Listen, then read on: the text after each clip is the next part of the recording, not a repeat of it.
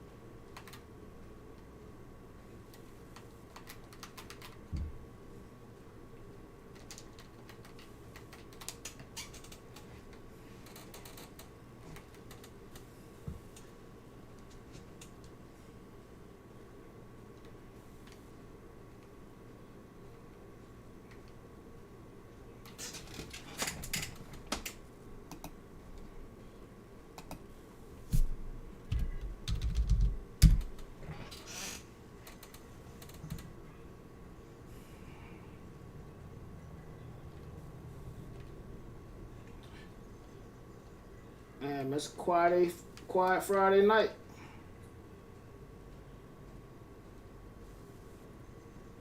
Duvernay, kickoff, you butt bitch. They made that motherfucker just how he is in real life. Minus the speed.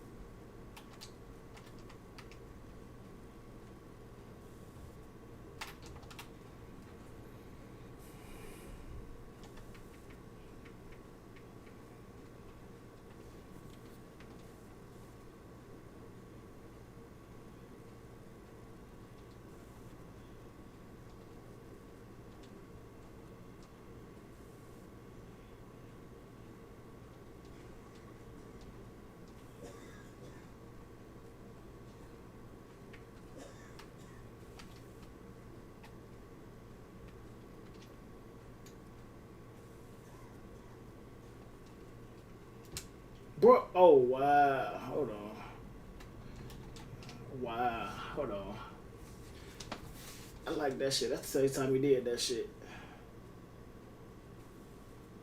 I got that play in my playbook.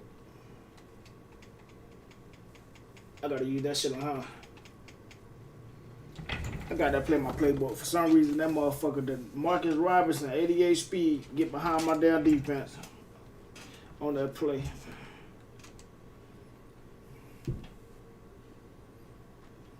We on that.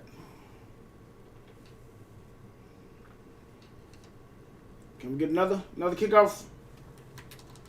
Come on, bro. You got to block. Come on, Hamilton.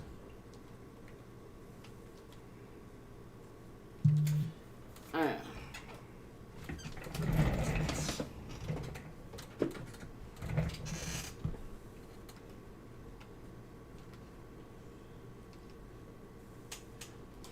God damn it, Ricard. You slow as shit.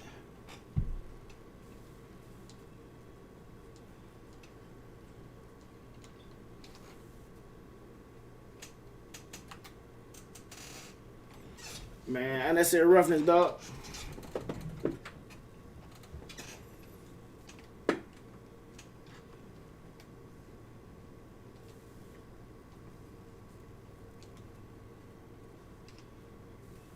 That's the way we do it. Get up there.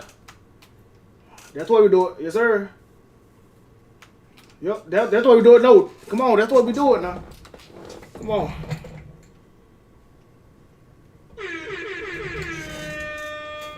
Come on. I'm talking about Dobbins.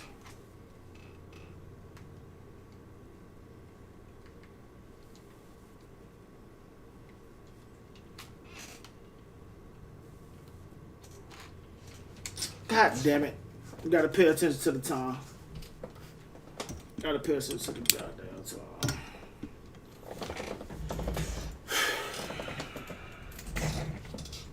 Trying to play D West, sorry, yeah.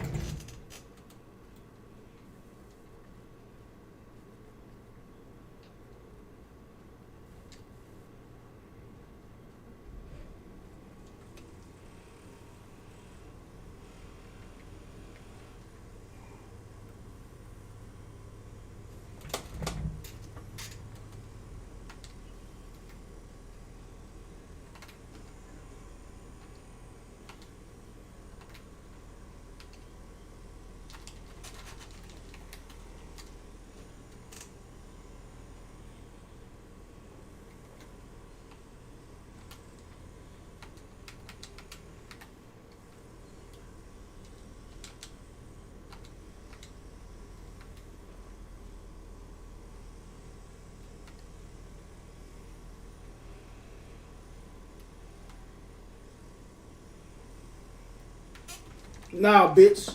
Come on, don't let him do that shit, bro. Don't let him do that. Try to knock his ass out.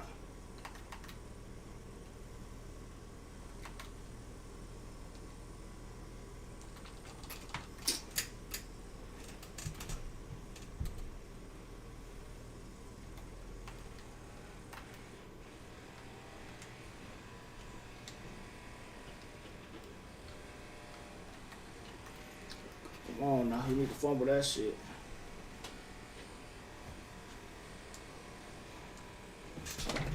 Shit, man, we trying to get a game, man.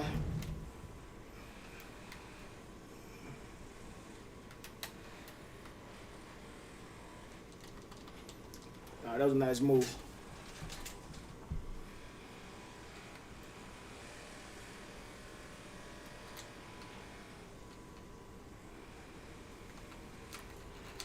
Go and knock it out. This shit, Clark. Yo, first time in the chat. Hey, what's going on, bro? Goddamn, do this play.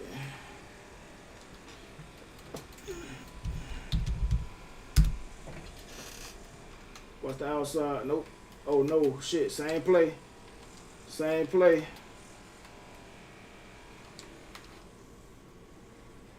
Damn, he got him. This motherfucker, come on, man. I know better. It's alright.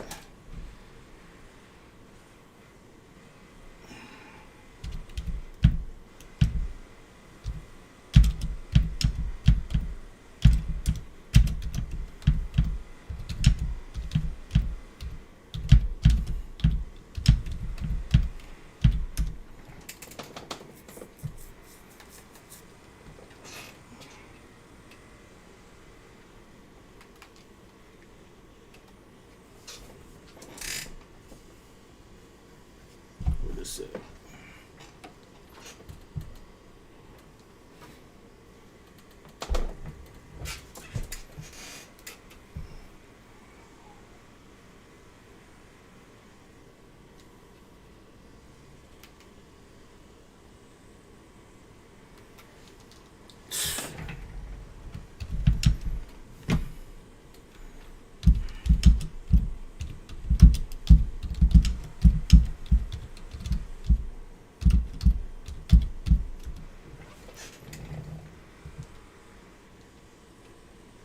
Yeah. Nah, man, I think Pickett, man. I think he'll be good, though. I think he need a little bit more time, man. Just got to dumb down the offense for him. That's what I think.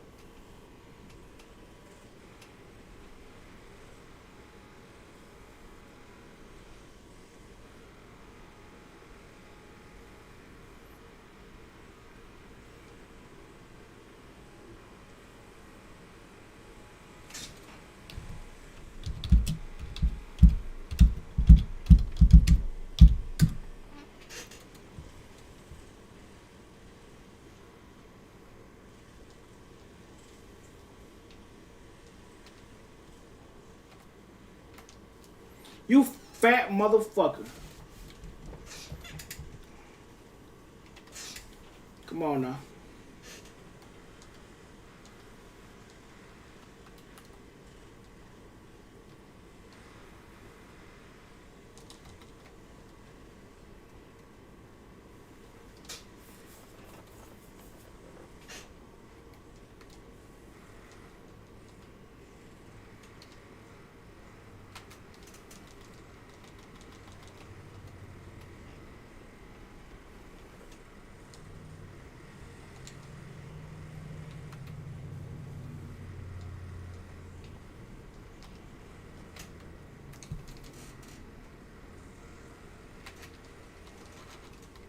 We'll add that on roughing the passer. Okay, cool.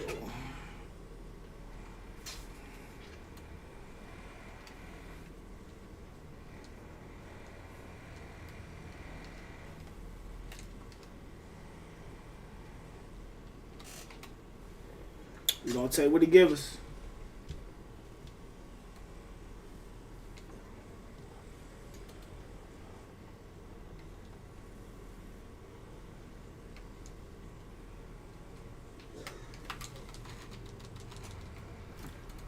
Take what he give us.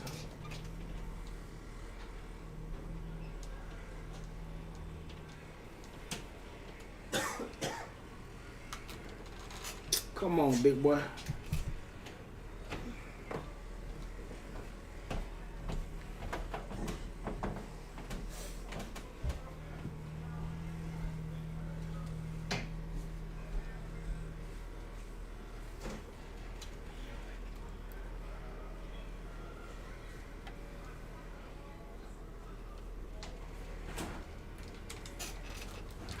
Good shit, Robinson.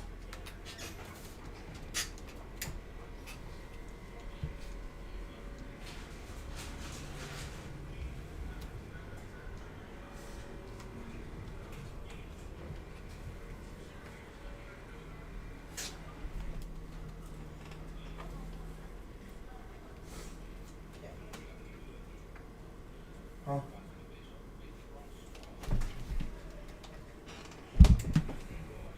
Hey, what's up, Packers? Hey, you done for the night?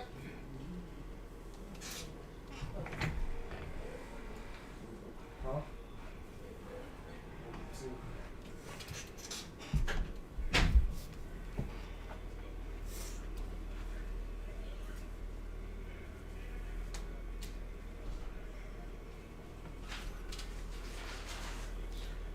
Yeah, I'm gonna have to get on that. I'm gonna have to get on that shorts, man. The NFL shorts shit, man, for real. You said you were gonna put me on, man. Yeah, we definitely gotta link up, man. Do that, for real.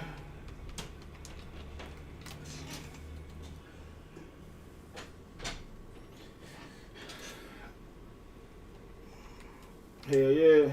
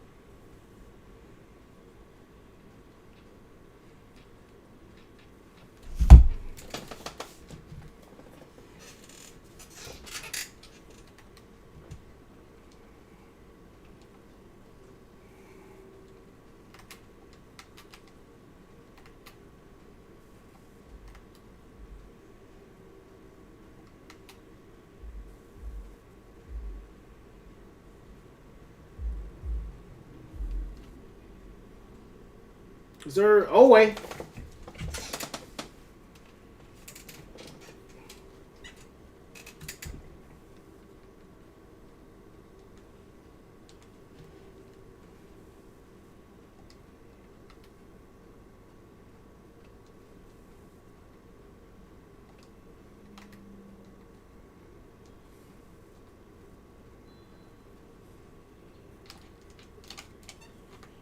Hit it with the Odie Wapty.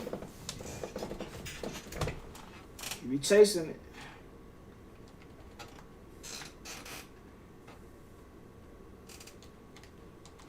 Bro, you gotta hand that off, Lamar. Come on.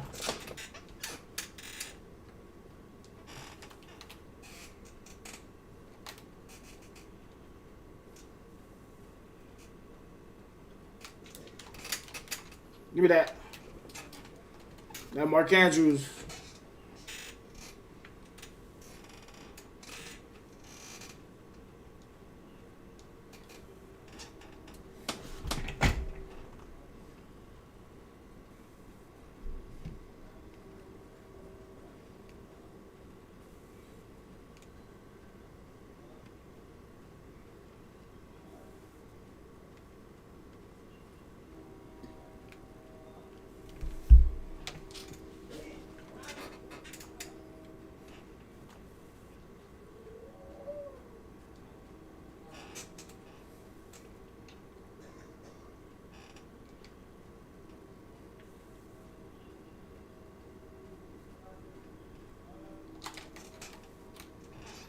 We need a turnover.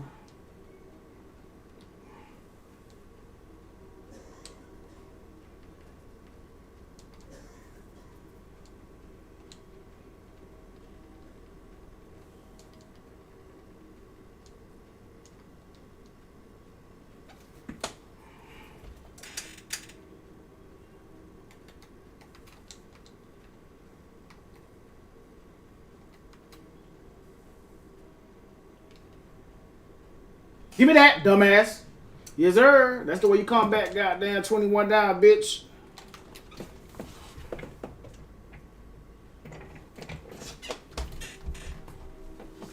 That's the way you come back.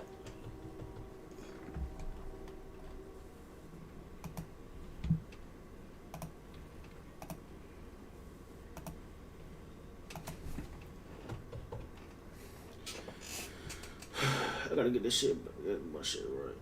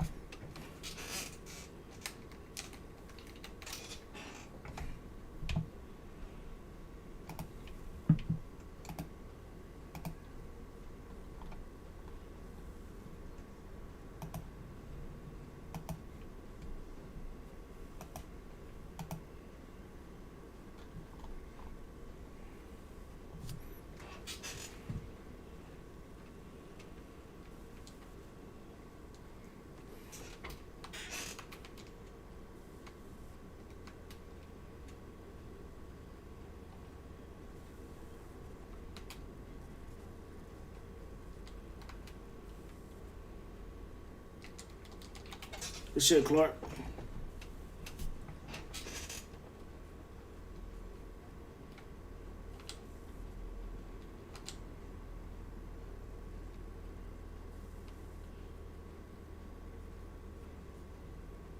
Nope. Oh, wow, Humphreys. Come on, Humphreys. For real?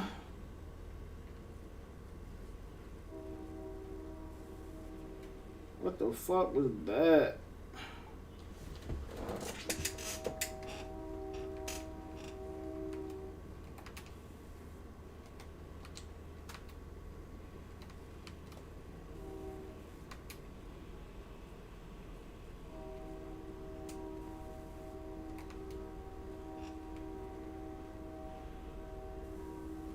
Sir. Man, I don't like that. Hold on. Let me goddamn take that off. You gonna take that off? Cause they ain't even supposed to be doing all that.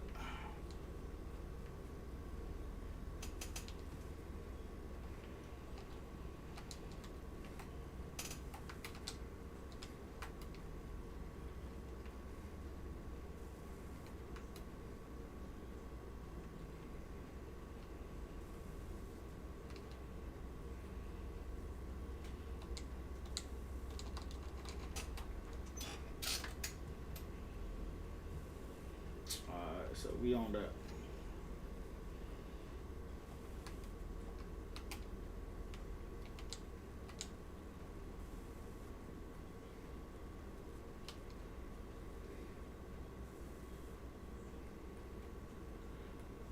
Come on, Peter. God damn it. Bro, why this nigga breaking out these damn tackles? I ain't even mad that he doing it. It's just how he doing it.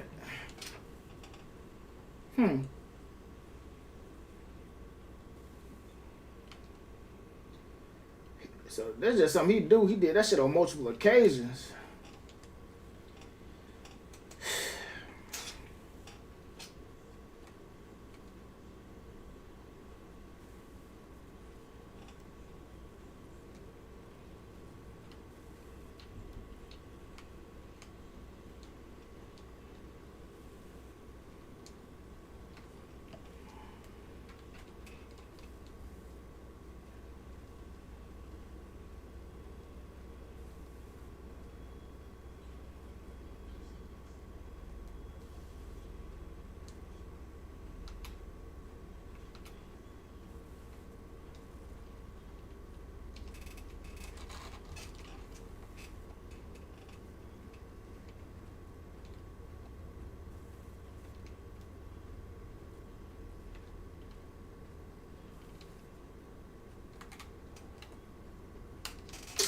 Good at, ain't even mad at that. Good at play.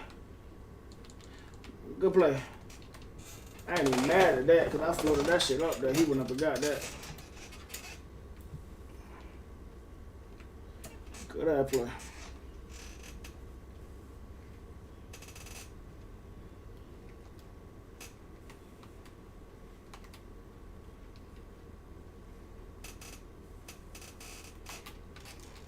Oh, yeah. Come on. Give me a penalty at the end of the game. I like it. We fucking love that. We love that shit. Give me a penalty at the end of the game.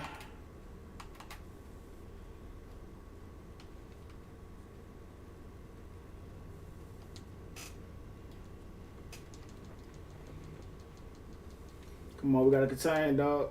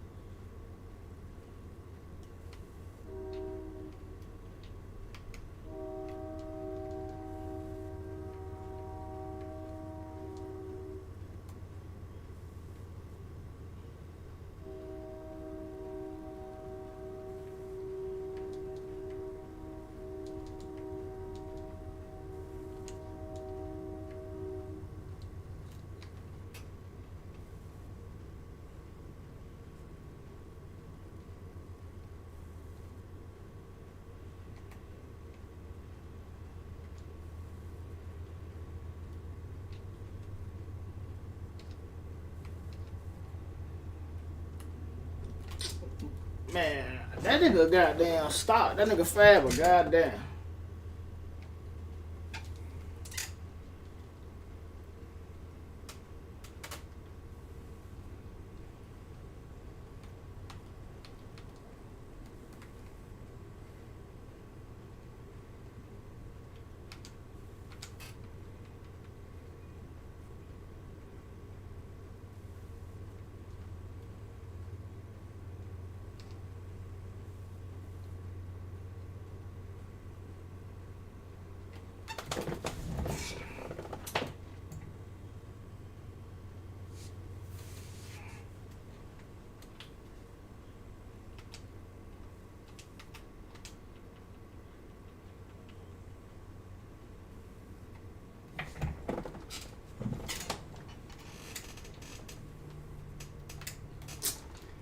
Look at 272, just standing your fat ass up there.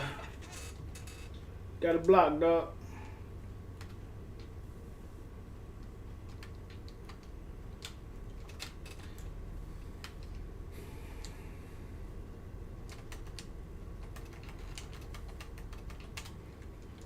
Come on. We gotta get those 50-50 balls, man, like everybody else. We throwing them up. We throwing them up until we learn how to get do it.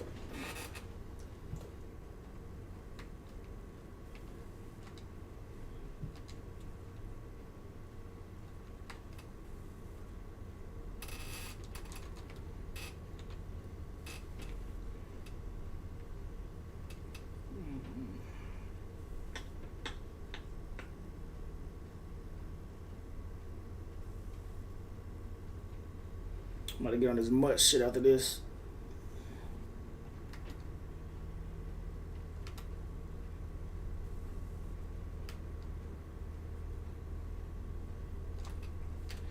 What? I just wanna know what. Okay. That boy stay getting behind my guy.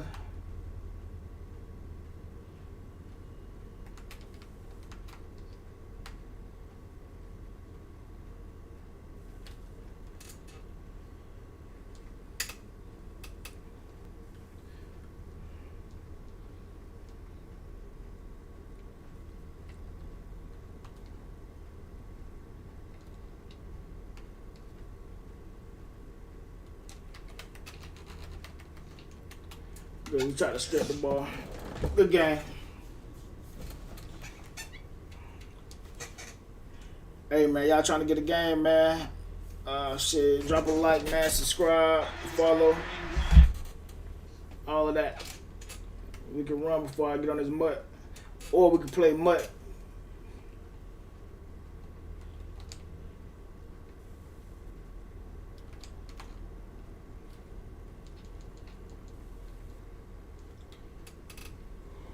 What?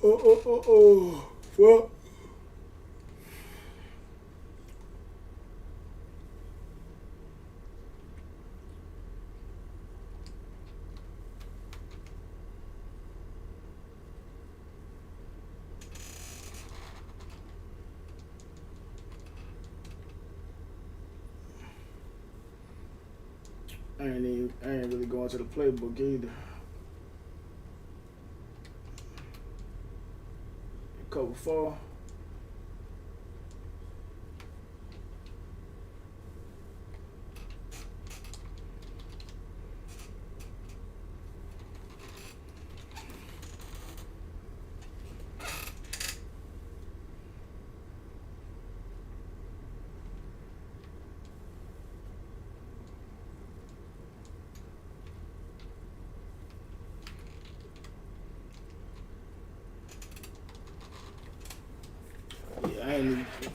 I ain't throw that play not once.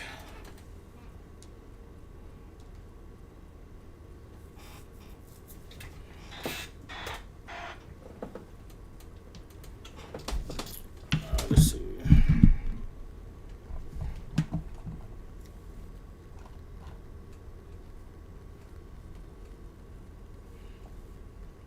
Hey, Asher 911.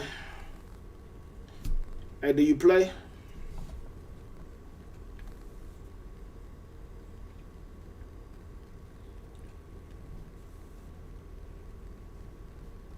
Use code Halloween string lab.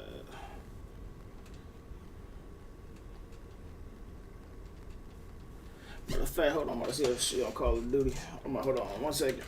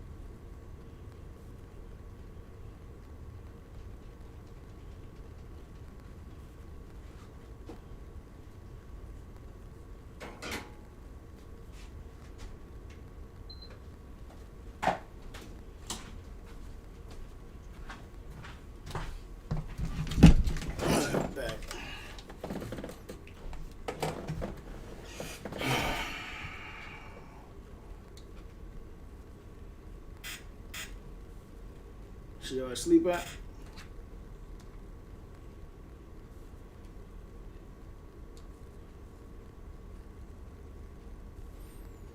Max.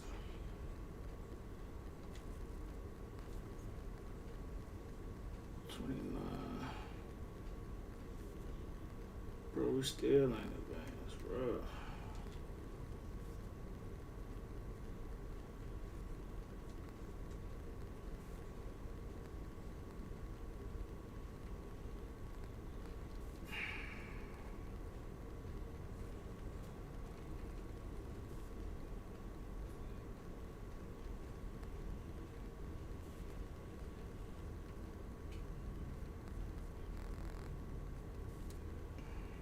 That's funny as shit, though.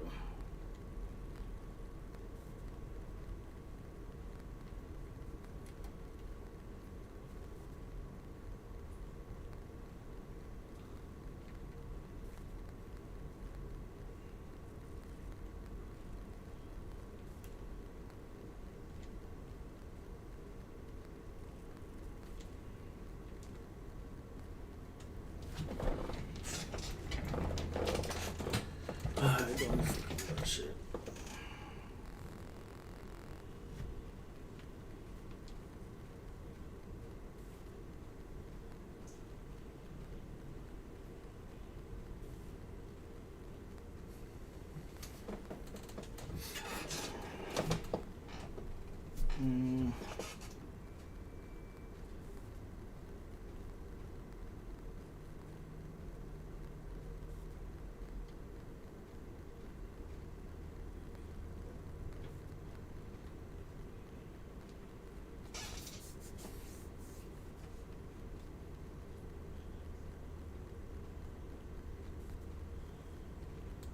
Oh, we ain't trying to do none of that.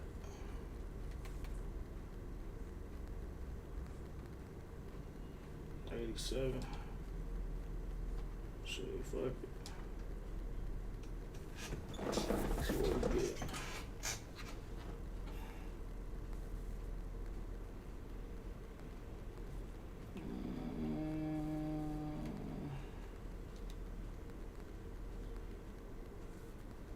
Let's compare.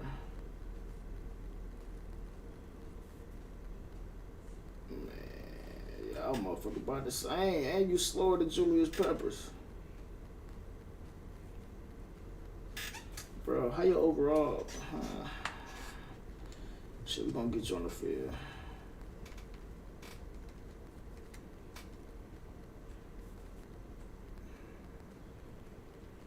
Nah, we'll get you on the field. Hold on.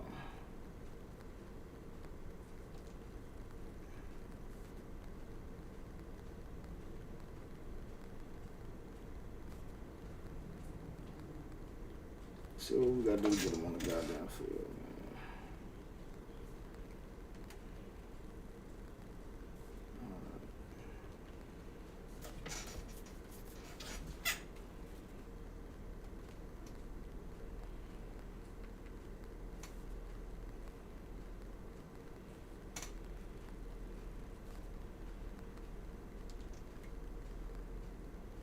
So we got Paulo Malu. Why the hell did they got Reggie White at linebacker? But whatever. Isaiah. We got Ham.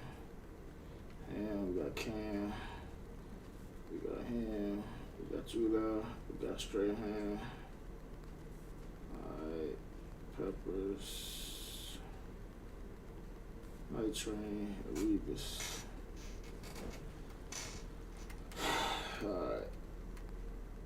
Strategy, offense. Bro, we need another fucking offense, bro.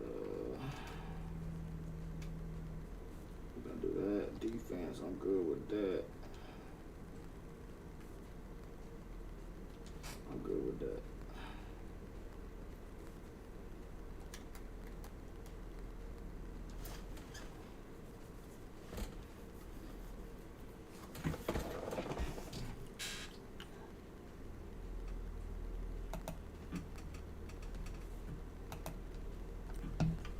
Hey man, y'all up in there, man. Y'all drop a like, man, for me, man.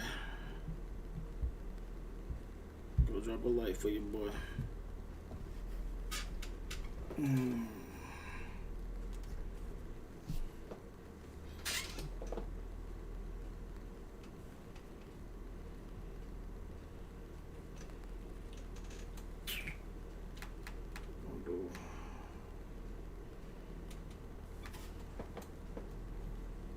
Complete challenge, increase fear level. Fuck it. Let's go.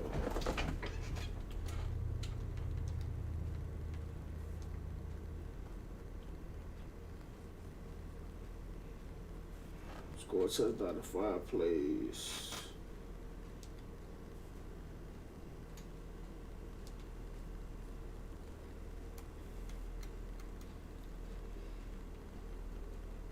But they ain't even got no shotgun. What the hell? Get this all your shotgun. That's crazy. We will not be playing this shit again.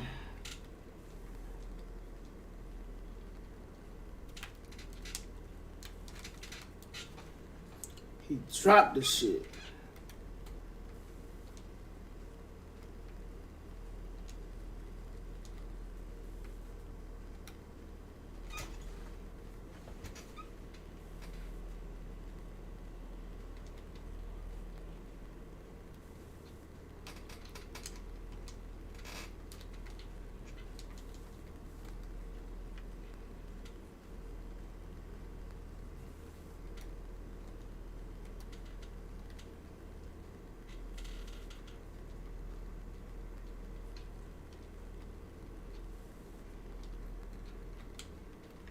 Alright, Herbert. Hold on.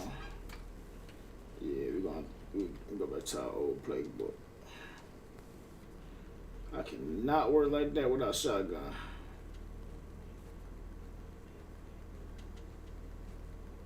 No way.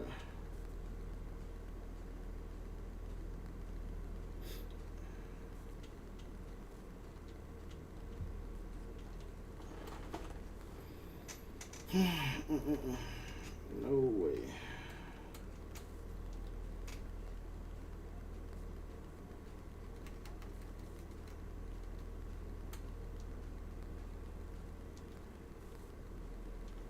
Yes, sir.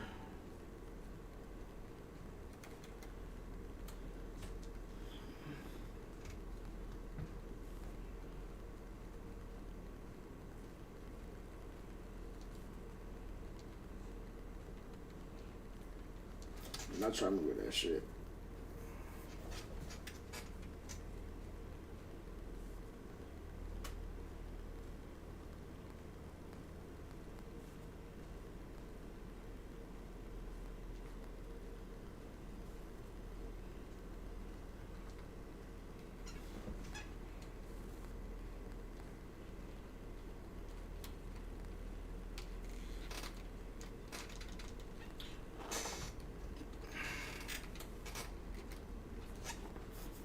Alright, first off.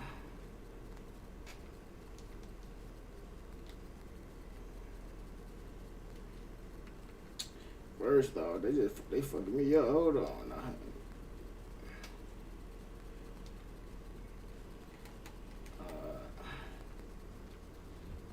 We can't go in the house that we really gotta come out here and run some plays, man.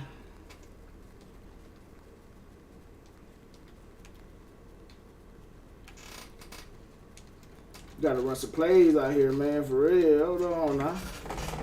Let me get right.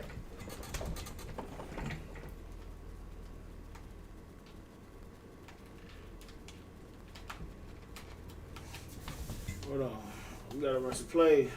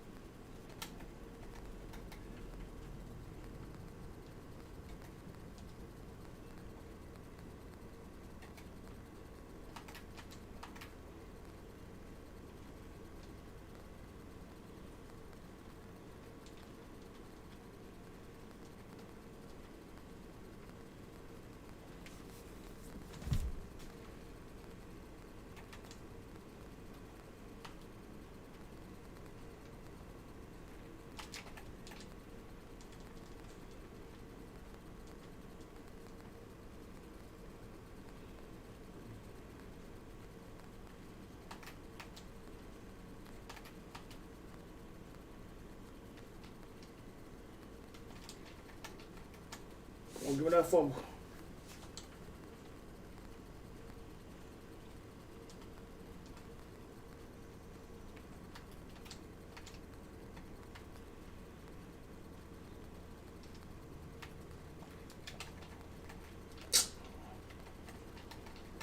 Come on, punch that shit up.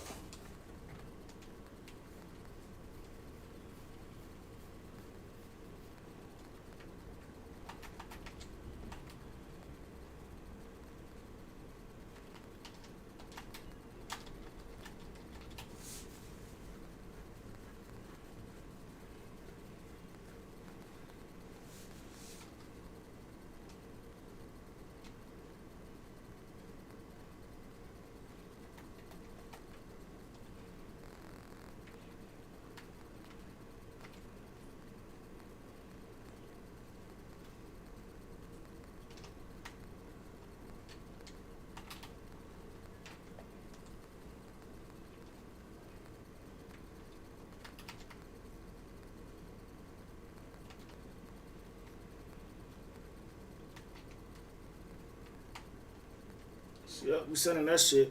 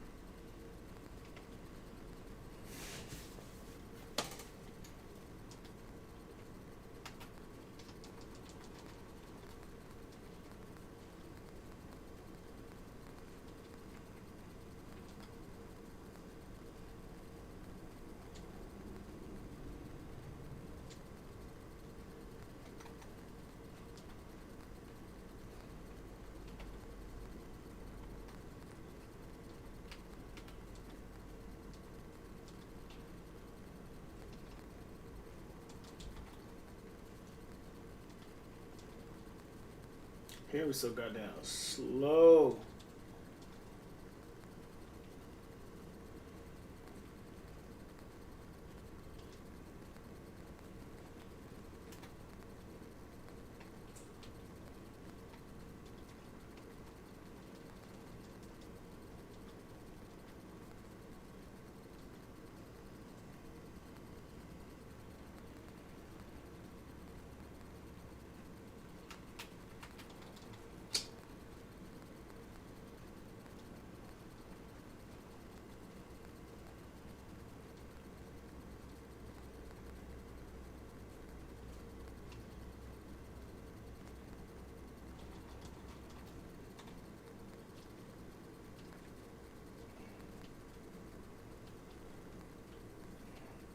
No, we're gonna restore this shit.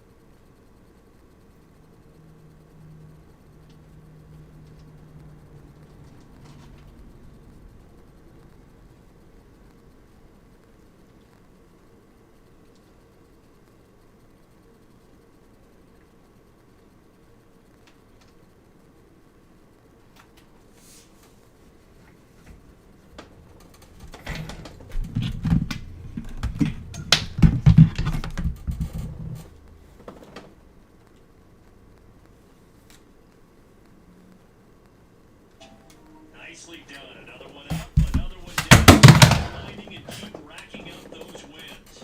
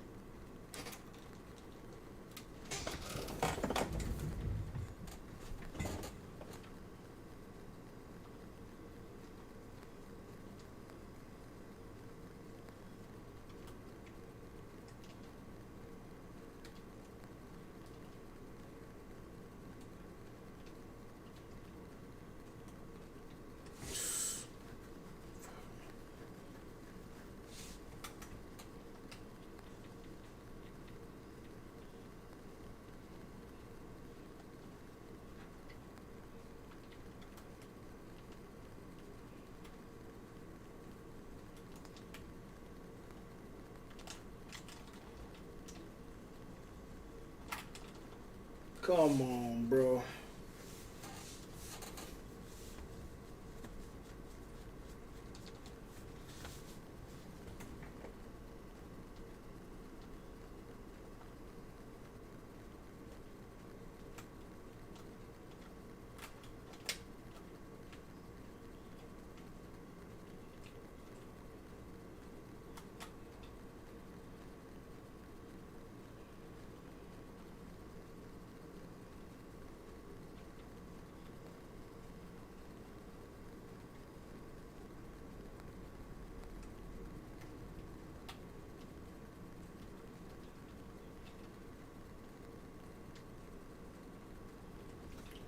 Them boys are not playing.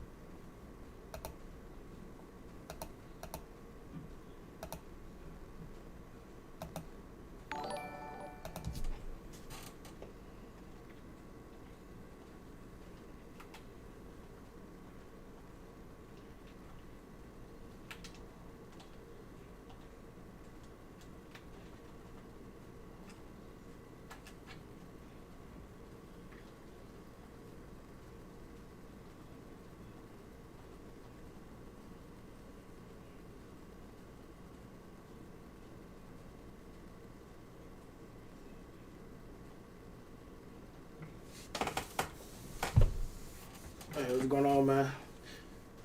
Hey, thanks for stopping by, man. Shoot me a follow, a like.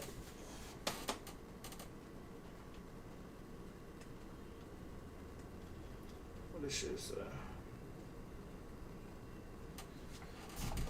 Matter of fact, hold on.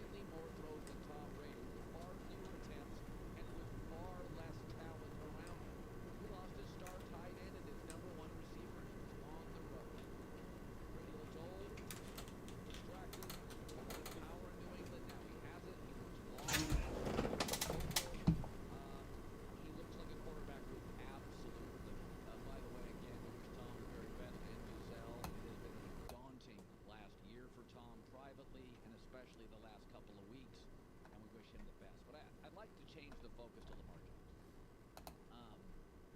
By the way, when he came out of college, I had real doubts because I called executives in the league. I've been doing this 30 years.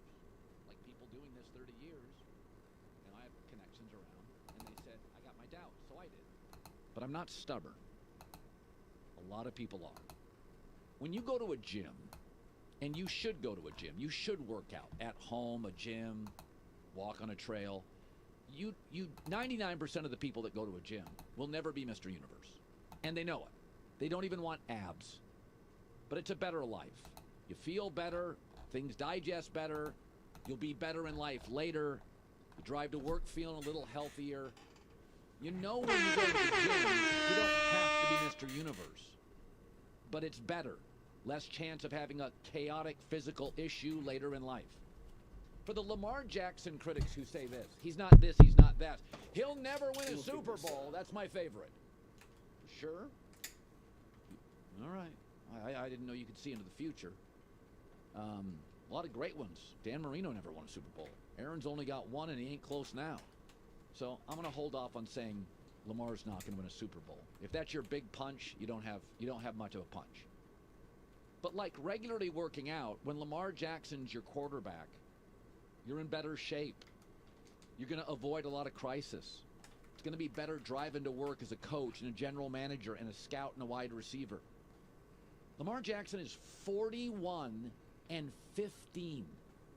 the regular season. That's the 6th highest winning percentage of all time. By the way, his passer rating, for those who say he can't throw, is higher than Peyton Manning's, Steve Young's, Dan Marino's, Joe Montana's. Oh, you want current ones? Josh Allen and Kyler Murray. Like working out. Maybe he doesn't win the Super Bowl, and you'll never be Mr. Universe. But that's just part of it, right? A small part of it. That's really sometimes random. Would you have guessed 2 years ago I said, Matt Stafford's going to win a Super Bowl? Well, he wasn't in Detroit, and he went to L.A., and he's probably going to get one, and that's it. But what you don't want to be is one of these 15, 16, 17, 18 teams where you're driving to practice. You're going into a season knowing in the biggest matchups with a Mahomes or a Josh Allen or a Burrow, you are completely, utterly, physically outclassed. And you never are. Ever, ever, ever, ever with Lamar Jackson. Get over it. 41-15. That's unbelievable. That's the 6th highest winning percentage ever. Well, he may not win the Super Bowl. Let's say he doesn't. Let's just say right now, he doesn't. Dan Marino didn't. Did he not make many people rich, many people happy? He made the owner happy, the coach a legend, players around him a legend. Let's say he doesn't win a Super Bowl. Let's say Charles Barkley, he's never going to win a title. Yeah, it's crushed him. There's never going to be another Brady. There's no more 6-7 Super Bowl guys. You got to sign Lamar Jackson. I didn't think he was going to be this good, but I'm not stubborn. Nobody in the NFL thought Justin Herbert was as good as he was his first 2 years in the league. Are you then going to say, he's no good? Everybody's wrong that's not anonymous, right? Like, everybody's wrong. Just don't be stubborn when you're wrong. Lamar is a franchise quarterback. And the second half of that game last night, he had world-class winning plays, long drives with his feet, making great throws multiple times. Listen, you can make mistakes in life. Don't double down. Second half last night, Lamar Jackson was 8 for 8 with 2 touchdowns. I mean, I'm not sure. I think the word is perfect. I've said before with Baltimore, I said this yesterday multiple times on the show, I bet Baltimore almost every week and I lose. They can drive you crazy, but I said yesterday, I think their problems are solvable. And their big problem before last night was, God, they're bad in the fourth quarter. Well, they weren't last night. And they weren't because Lamar Jackson, who I had my doubts on, I'm all in now. I'm completely, absolutely all in. There's just, in 2022, you gotta have some special. He's got it. And by the way, it's funny. When he misses a throw or dirts it, the internet explodes. Brady missed a wide open Mike Evans touchdown last night. The internet apologizes for Tom. The bad body language last night, it was Tom. Frustrating? Tom. Sitting by himself? Tom. That team likes Lamar Jackson. They like him a lot, and he wants a contract. I would give it to him. Like going to the gym. You don't have to be Mr. Universe, but it's just a better life, and you'll be better for it. Trust me. Hi, everybody. Thanks for watching. Subscribe here to get the latest from the show. Also, be sure to check out more of the best clips from The Herd or go watch a few segments from other shows on FS1. It's amazing. He's talking about motorcycle insurance, and people love it. You deserve to save. I deserve to save. I mean, he has a way of making you feel seen. Bundle car and motorcycle insurance at geico.com. Shannon, what percent of the blame do you give Tom Brady? Nobody? Hold on. Has he ever heard of Shannon Sharp? Well, ain't nobody asking about no Tom Brady.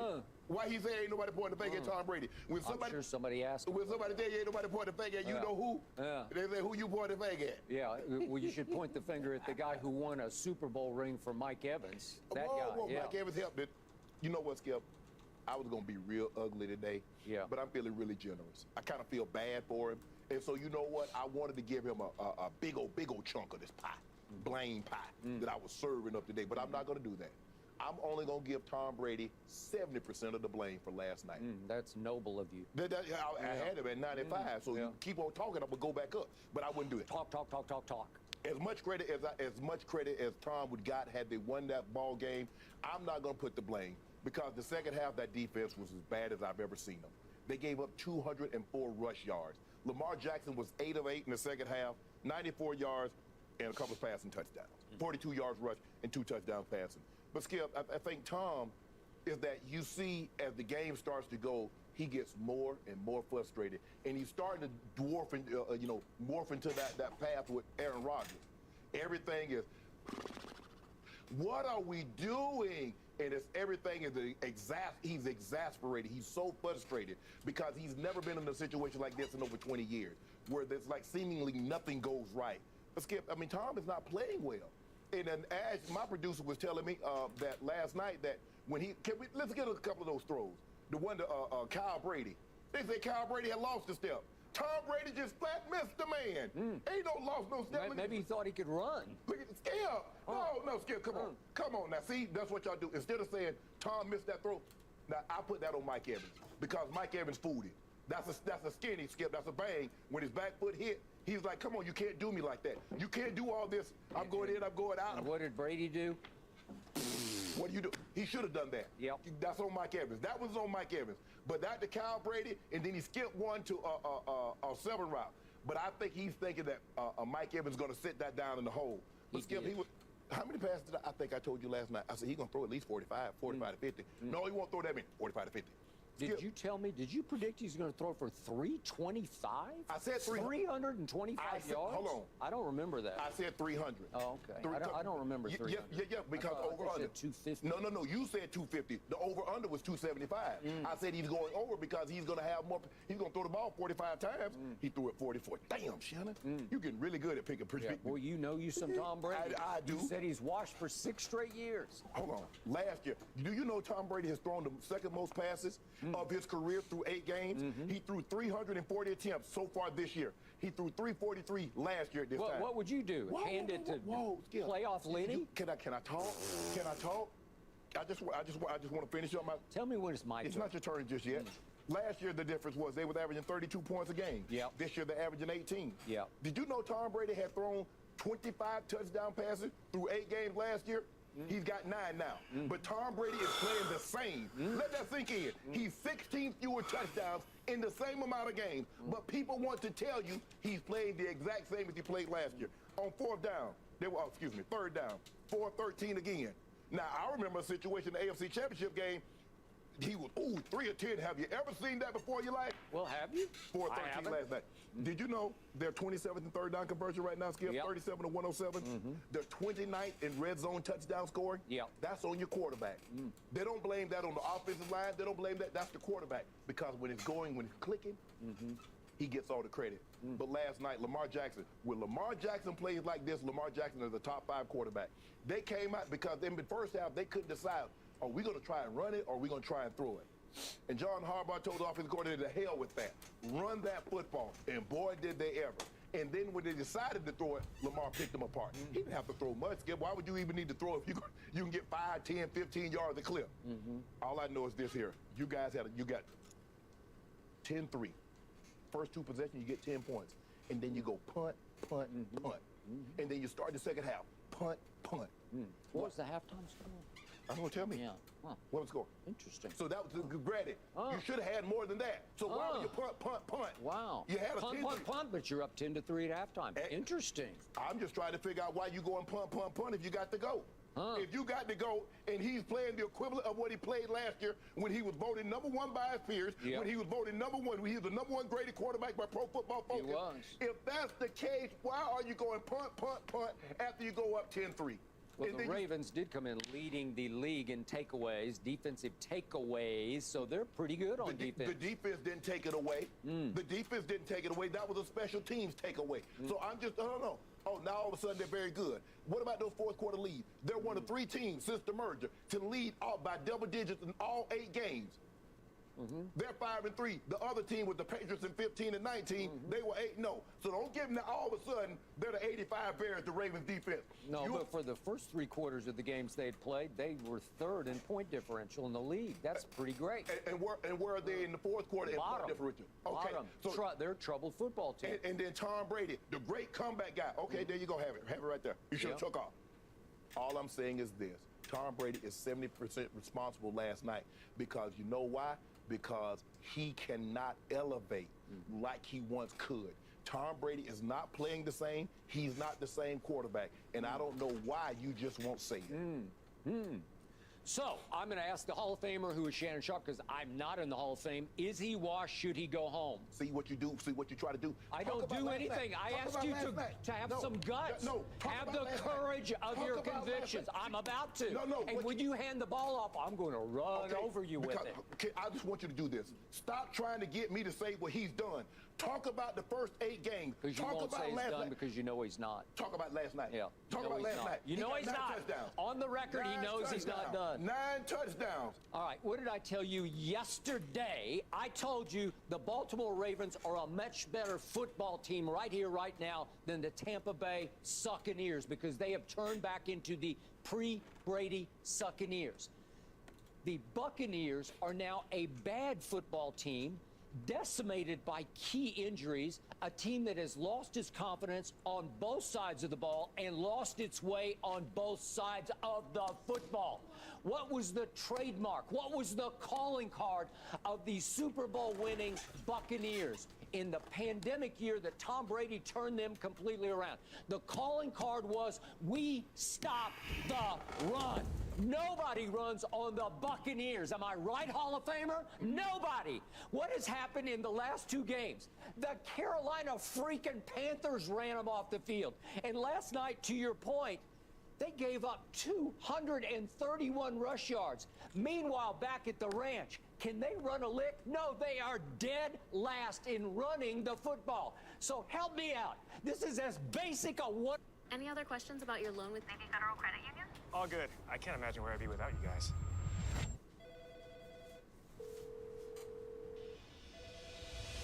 Hello? Thanks so much. Navy Federal Credit Union. Our members are the mission.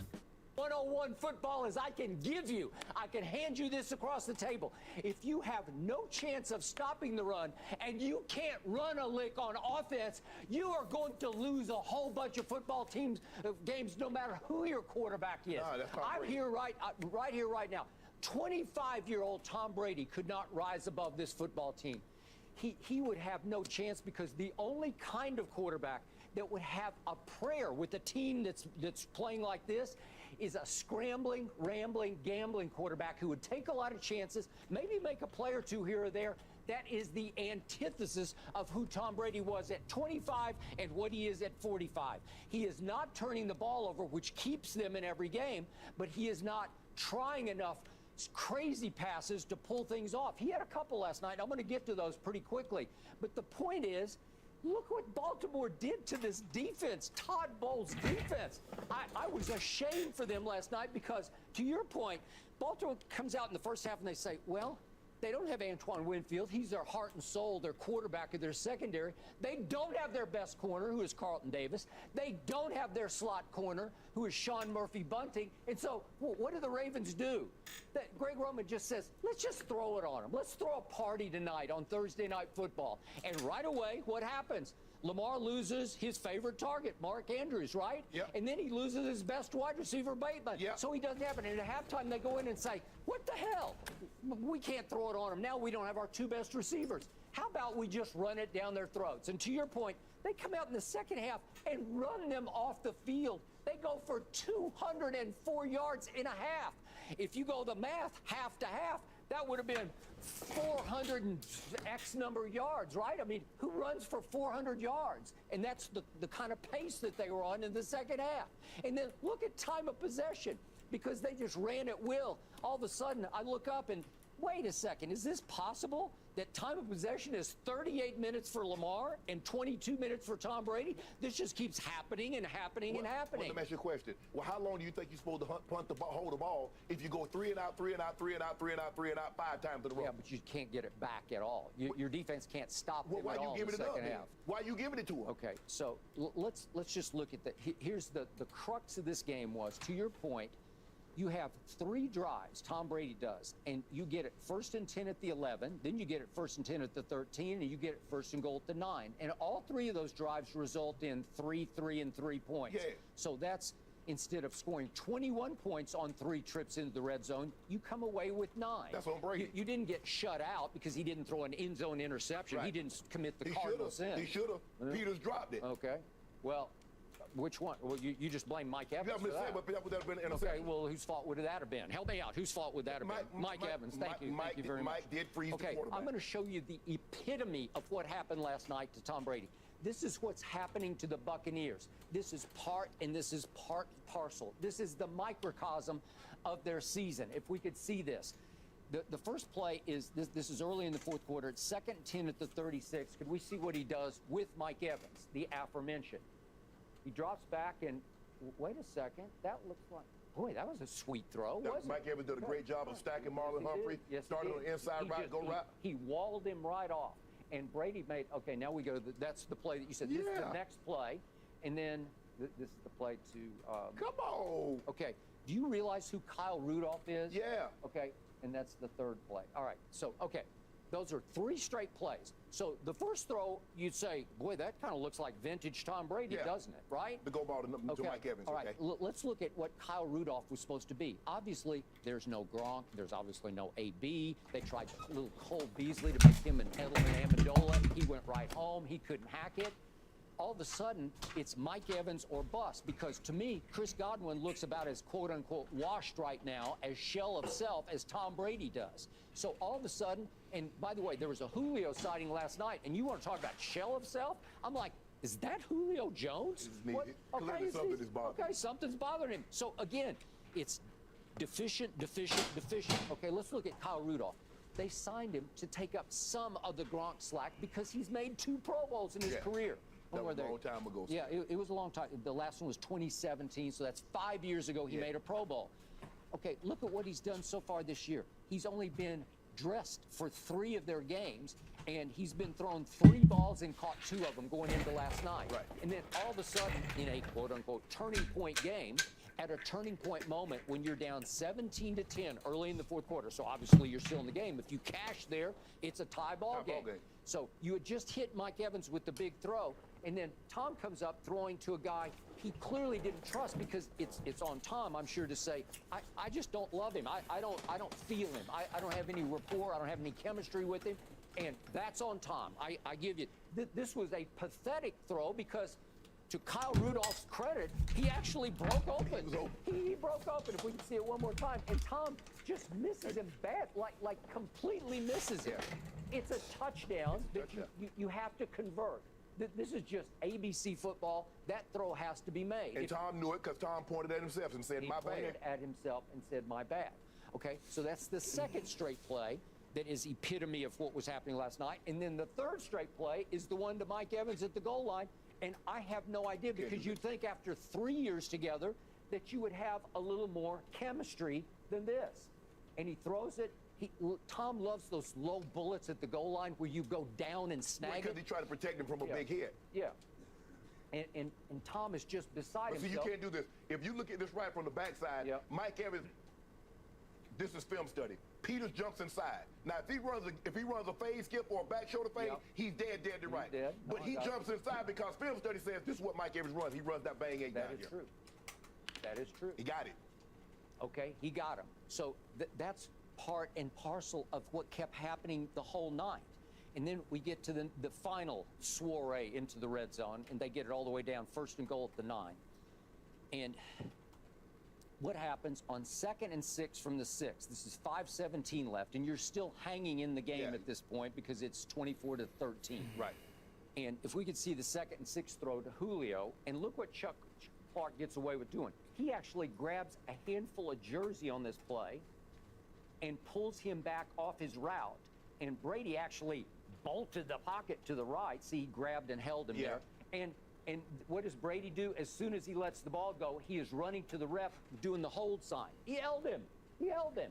Well, right now, Julio doesn't have enough reputation left to get that call because anybody else, you know, Justin Jefferson or something, they're going to get that call because they've earned that call. Right.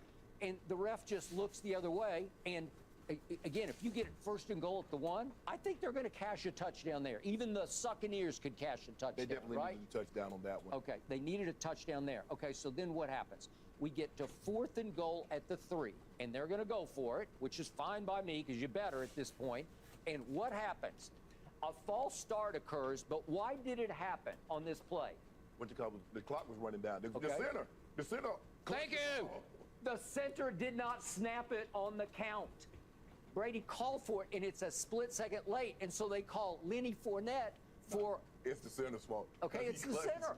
I agree, but this is who they are, and he slams the ball into the turf because he's like, what is happening? And if you ever want to say he's missing Belichick, which I don't think he does, but he misses the discipline that gets instilled through the week with the football team because that is the second time his brand new center in place of a center that he flat out loved, who's gone, I guess, for the season. Right. But again, a Pro Bowl center and no Pro Bowl guard next to him. But the new center had never played center before. Robert Hainsey, drafted out of Notre Dame, had been drafted as a right tackle, and he's been moved all the way into center. And remember what happened at the end of the Green Bay game when they were going for 2? He did not snap the ball on time, and they got a delay of game. Okay, so that's two huge sort of 4th downish kind of plays. The other's a 2-point conversion in which the new center has cost them. It's part and parcel of who they are. They're the Succaneers now.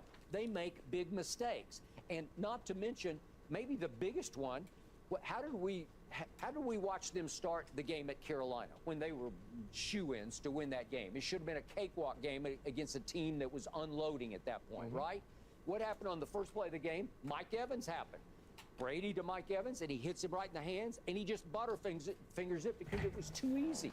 And what happened is, here's the first play at Carolina. It's a tone setter. Even Mike took the blame after the game, and he said, I could see the life go out of the team at that point. It's the kind of play you have to make to set the tone to say, okay, we got this one. And it also sends a message to Carolina, you're down 7-0. The tone should go out of the team if you're an underdog and we finally got to play. Skip, they were favored by double digits. No, but that's how you set the tone. That's how you send an immediate message to Carolina, and you just say, we're better than you, and we're going to stomp you today.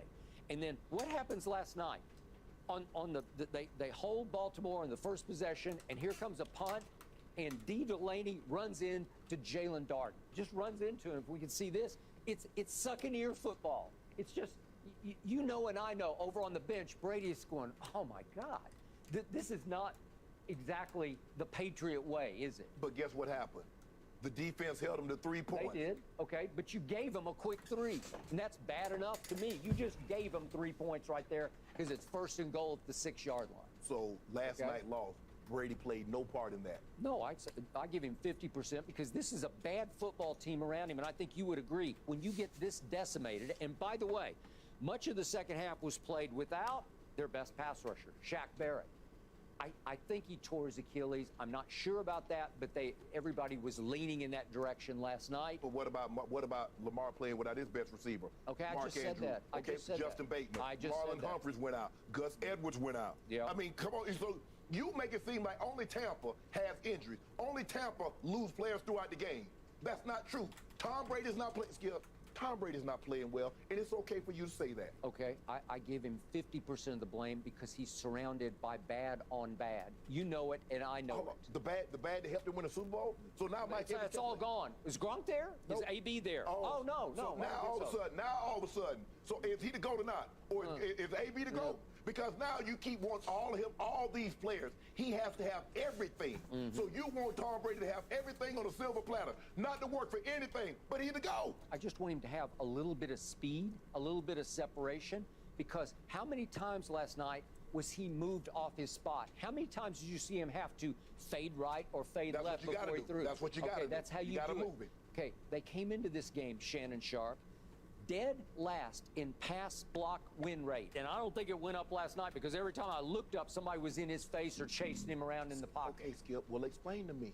If you're so bad of a pass blocking team, why the hell did you ask Tom Brady to throw the ball 44 times a game then? Because you can't run a lick. But you can't pass block a lick. Did you see the last 2-point play? Because it could have made it kind of interesting, because if they make a 2-point play, then the onside kick really comes into play, because if you recover, you just need one big completion and you might have a tying walk-off field goal. And what happens, that's your 2-point, that's your run game right there in a nutshell.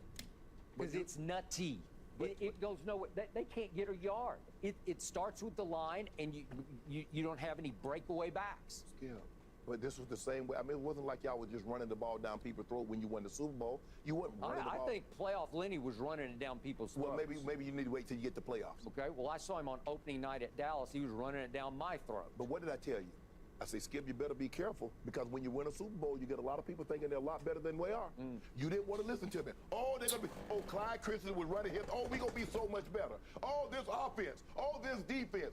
Even Devin White came out here and said, we're going to be so much better than what that was last year, not this year. Skip. Now we're 2 years removed from the Super Bowl. But you just told me he and Mike Evans should have better chemistry after 2 years. Well, I would say. Okay. Would you say?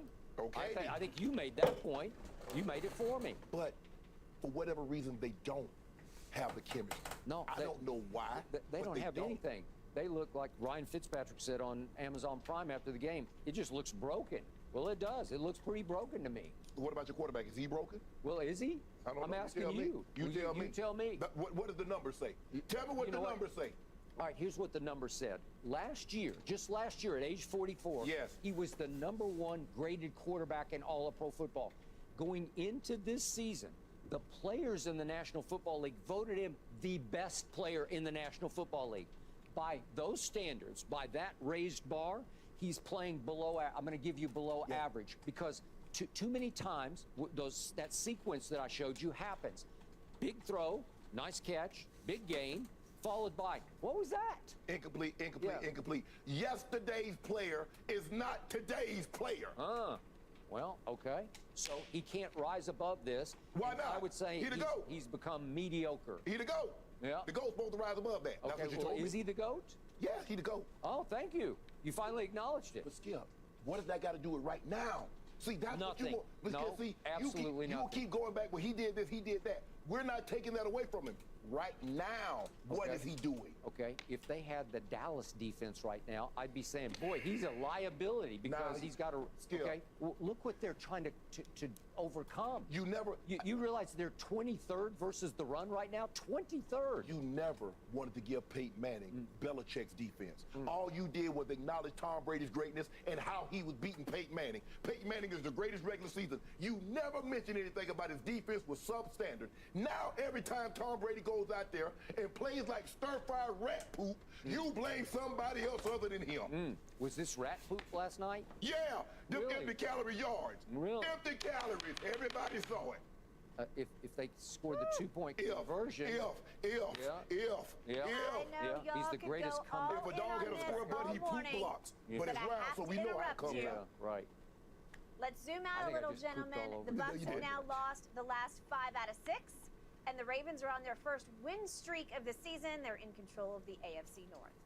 Thanks for watching, Undisputed fans. Subscribe here to get the very latest from Skip and Shannon. Plus, go watch a few segments from our other shows on FS1. Hello, Undisputed listeners. This is Skip Bayless. Weekdays on Undisputed, I debate my co-host Shannon Sharp on the biggest sports news of the day. But now it is time for me to unleash in a brand new way. Introducing the Skip Bayless Show. My opportunity to share behind-the-scenes stories about things I've seen and confrontations I've had from decades covering the NFL and NBA. This is an opportunity to go so much deeper into solo opinions that just don't fit in rapid-fire debate. I will respond to your no-holds-barred questions. You can ask me anything about why I've said what I've said, or about what goes on off-camera on Undisputed. Your question should be as provocative as you want. My answer sure will be. New episodes of the Skip Bayless Show will come out each week. Make sure you subscribe on Apple Podcasts, Spotify, YouTube, and wherever else you get your podcasts.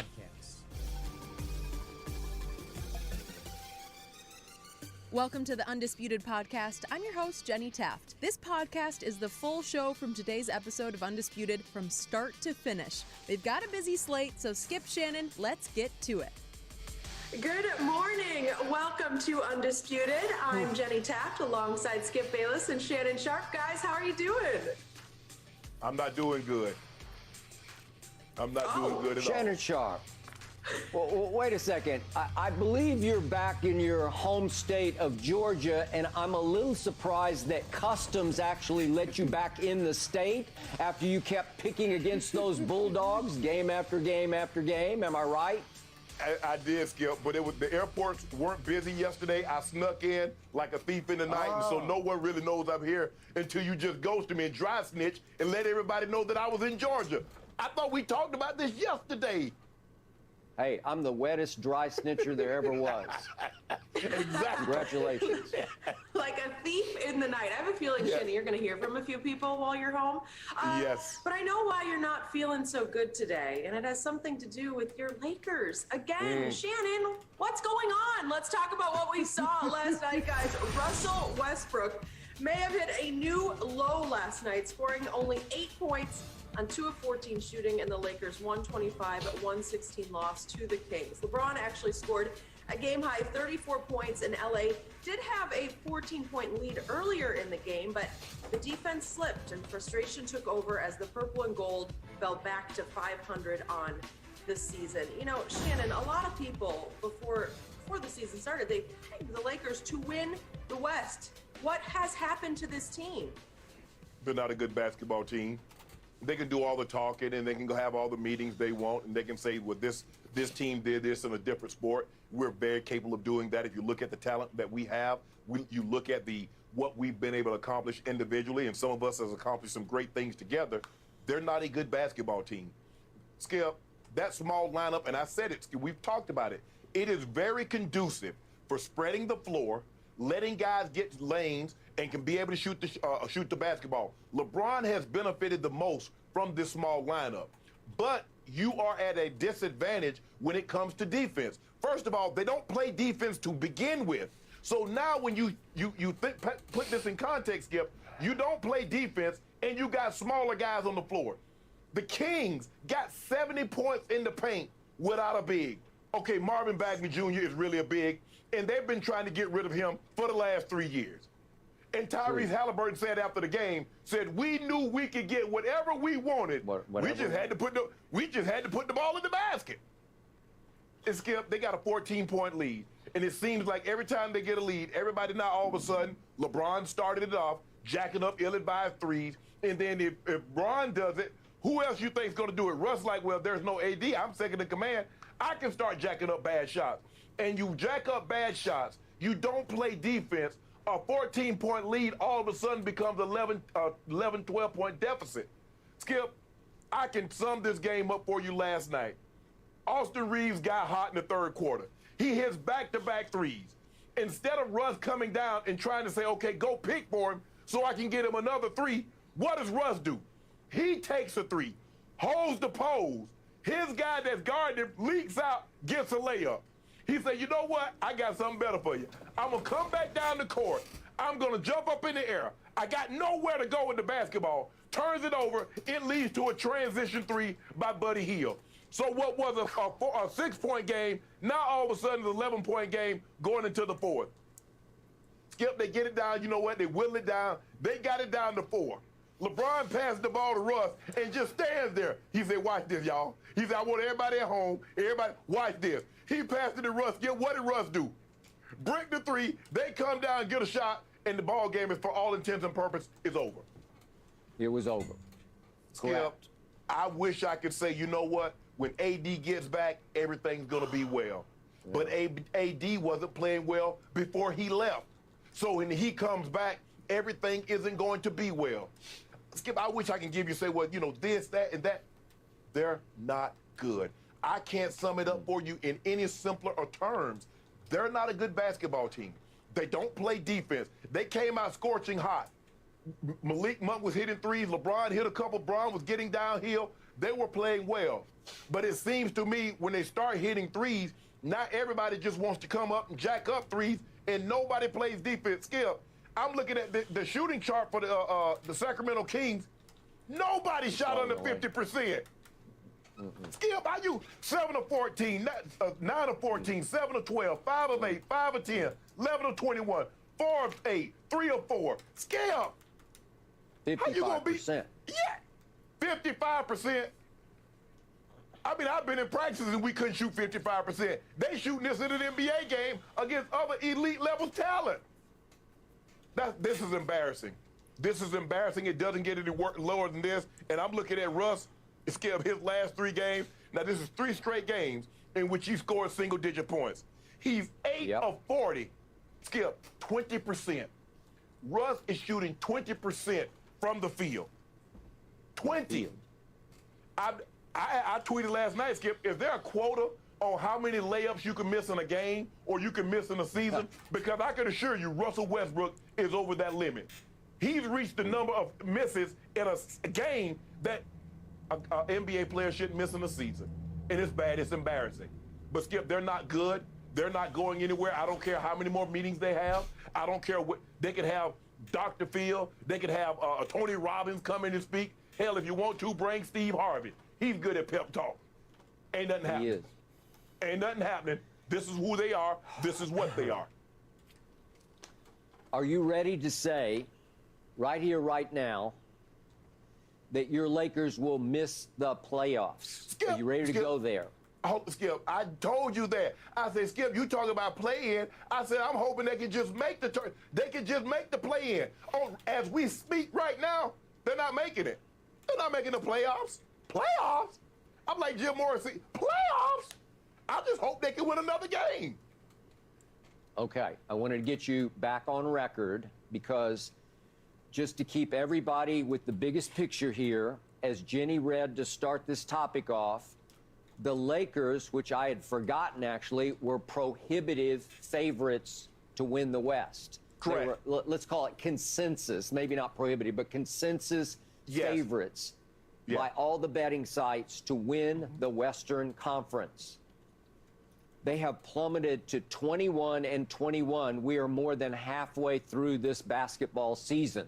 Yes.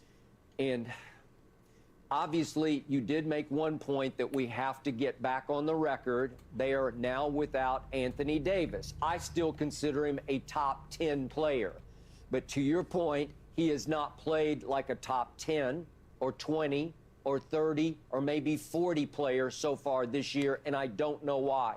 Correct. Low motor, low energy, low urgency, comes and goes, disappears. I don't know. And now he has disappeared for good because he's got a knee issue, and I think they're going to announce tomorrow just an update on when he might return. Okay, so before I launch on this, I would like to congratulate you first because at the end of the show yesterday, I proposed a bet to you because your Lakers were 4-point favorites at Sacramento. Yeah. And I said, I'll take the 4 in Sacramento. And you said no. And then we tried to wrangle it and haggle it and back and forth. But you steadfastly dug in and said, no, no, no, because you have finally seen the light, which is the dark, actually, which is there is no light at the end of this tunnel. No. The Sacramento Kings, the Kings have owned the king this year, which is preposterous to me. It's mind-blowing to me. It's inexplicably, pathetically awful when we think about the Los Angeles Lakers. Now, once upon a time, they had battles with the Kings when they had Chris Webber and Stojakovic and all that. You know, remember the glory days of the Kings and Vlade. But these are not those Kings. No. Yeah, these Kings had lost 5 straight. They had lost 6 of their last 7. And I'm sure most people expected LeBron and company to flex as they did early in the game and take this game over and win it by 6, 8, 10, 12 points. And it looked like that was happening in the middle of the second quarter because LeBron actually hit a 3 with 2:19 left in the second quarter that put them up 14 points. Well, how many times have we seen that this year? Big leads go poof. Okay, here we go again. I'm about to get to Russell Westbrook, but first, I can't let LeBron go blameless for last night. No, absolutely not. He's still, look, he's still obviously a top 5 player. You can make the case he's a top 3 player. You can also make the case he's been on an MVP kind of tear over his last, 15 games? Yes. 20 games? Yeah, since he's been back. Once again, he wound up with 34 more points last night. Pretty special, given that he just turned 37 in his 19th year. But what's not special is it took him 29 shots to get to 34 points. That won't work.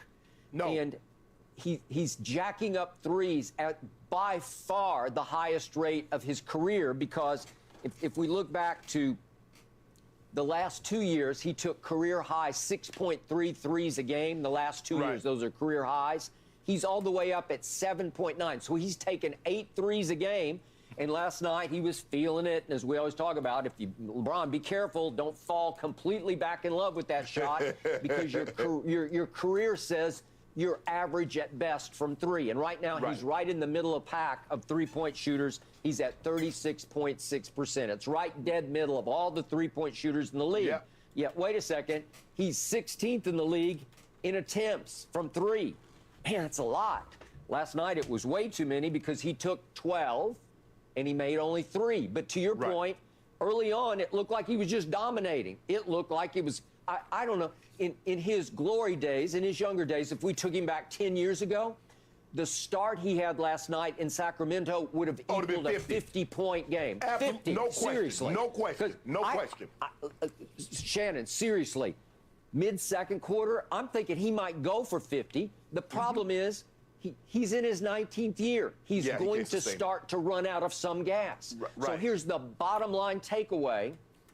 As great as he is at 37, and I will give you this, he's having as great a 37-year-old 19th year as we've ever seen. Well, who could argue that? Right. But he's still, at this point, he's not capable of carrying what is a mediocre supporting cast to victory, even at Sacramento. He can't sustain. It takes 4 quarters of that. It takes 50 points for him to get them home. And he can't go cold from 3. And he went cold. And then the old nemesis bit him in the butt last night. He started missing free throws. He got that great new bang-bang free throw routine that's been stunning to me, but it fell off rhythm last night a little bit, and he was 5 of 10. Well, after a while, you can't, as a team, you can't miss 8 free throws, right? Well, Skip, I could tell last night because he missed his first 3. He missed the first, he got fouled, he missed the first 2, came back, missed another one, made the second one, so I knew it was going to be an off night. He's definitely a rhythm free throw shooter, Skip. When he makes them early, he normally carries that throughout the game. And you're absolutely right, Skip. He cannot go blameless in this situation because I thought in the third quarter he jacked up too many threes. And you're also right in this point, Skip, is that when he gets hot like that, if you notice, Skip, like if he gets hot in the first quarter, he'll let somebody else so he can try and rest, recuperate in the second quarter. That's where when you have a Russ, that's when Russell was supposed to come in and do damage. Okay, if he gets hot for the first half, now he's like, I'm going to chill to the third, let the third quarter chill. Okay, you guys do it. Well, when he was, like you said, when he was 27, 28, he could carry that. He getting up to the stars that he's getting off, Skip. He's having 19, 17, 20, 23 points in a half. LeBron James would count 48, 50, 52 points at the end of the game. It's just unsustainable for him to, it's like anything, Skip. It's like a runner. You might be able to run, 3, 4, 5 minute miles. I mean, 4 minute miles for like 3 or 4 miles. But as you start to age, Skip, that time start going to 420, 430, and all of a sudden it's 5 minute miles.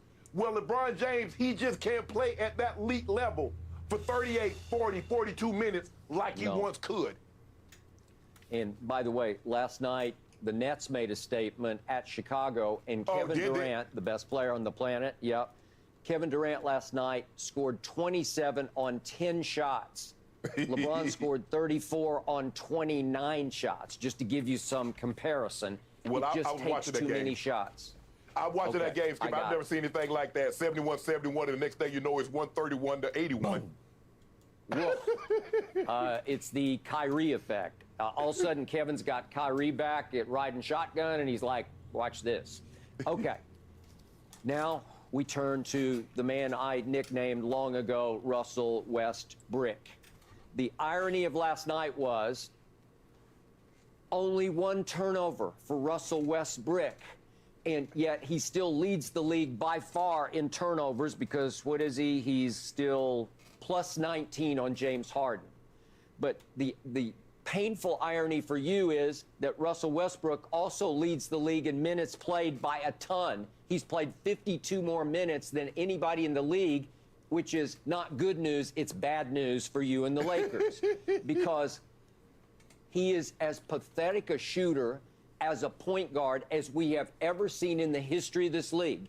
He has the worst hands and the worst shot of any point guard at a high level we've ever seen in this league. No question. Last night, he goes 2 for 14 from the floor, and here we go again, 0 for 5 from 3. He is now plummeted to 28.8% from 3. That ranks 150th of 154 qualified three-point shooters. It's hard to overcome that because they're going to dare him to shoot, and he has such sort of, he's so defiantly delusional about how great he is that he's going to say, you dare me? Watch this. I'll take it. So if we could, we usually do our daily turnover blooper reel. Could we just do the Westbrookian missed shot reel, if we could, from last night? Could we see all 12, please, of the missed shots? It's a clown act. I agree. Ross, to your point, come on. How can you, if you're left-handed naturally, you're born left-handed. What was that shot? Russ, just don't even try those. You're gonna Westbrook all those. Dare you. Now he has to pull up from mid-range, and it's way short. Russ, just think about it. You don't have to do this. What, Russ? That didn't even come close. There's no touch. Ooh. Come on. Russ? Well, you didn't think that was going to get blocked? Okay. What? Shannon, he can't finish. Terrible hands. Well, that's what happens when you become less athletic, Skip. You can't get high enough to finish above the rim. Yeah. Everything is short or too hard. This is the last one, and that's the one you talked about. No, I'm sorry, there's one more. I thought that was the one they dared him. All these are dare shots, and they're not even close. We're not talking about lipping. We're not talking about a lot of in and outs, barelys. Nope, he just misses. Here we go again. Do you really think that's going to go? No, I don't. I didn't. Skip, he plays what they call hope basketball. He throws it up, I hope it goes in. Skip, a lot of those shots have zero chance, 0 to a very small chance of going in. And there's a reason there's a reason why he always skips. You notice, like when they swing the ball, who's always wide open for a three? Russ. Because the help is always coming off of him because they're hoping it. They're hoping, they're praying.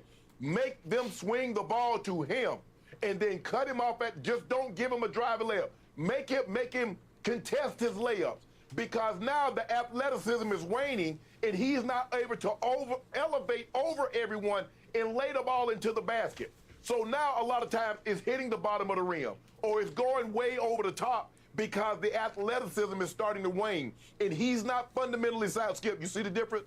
LeBron James is technically sound, so he still can get spots and get his shot. So he's going to suffer less from his athleticism waning as opposed to a guy like Russell Westbrook who's reliant, who's been so heavily reliant on his athleticism.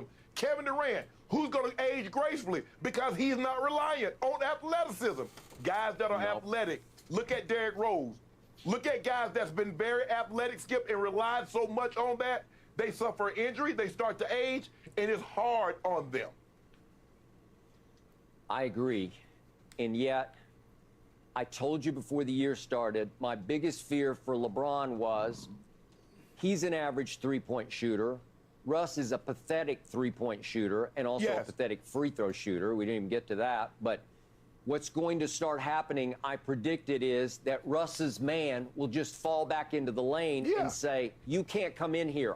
I'm going to cut off your route. I'm going to close the freeway on you to the basket because if you want to make the right basketball play and kick it to him, to Westbrook, good, more power to you. So LeBron keeps trying to make the right play. And if we could see that last shot that Westbrook took, what time was it? I got it here somewhere. It was 1:07 left in the game. He had a three-point shot. LeBron passed it to him. Yeah, LeBron passed it to him, and it's a three to cut it to one. This is a huge shot in this game. Here's Russ. What are you thinking, Russ? And it is actually, he got a screen.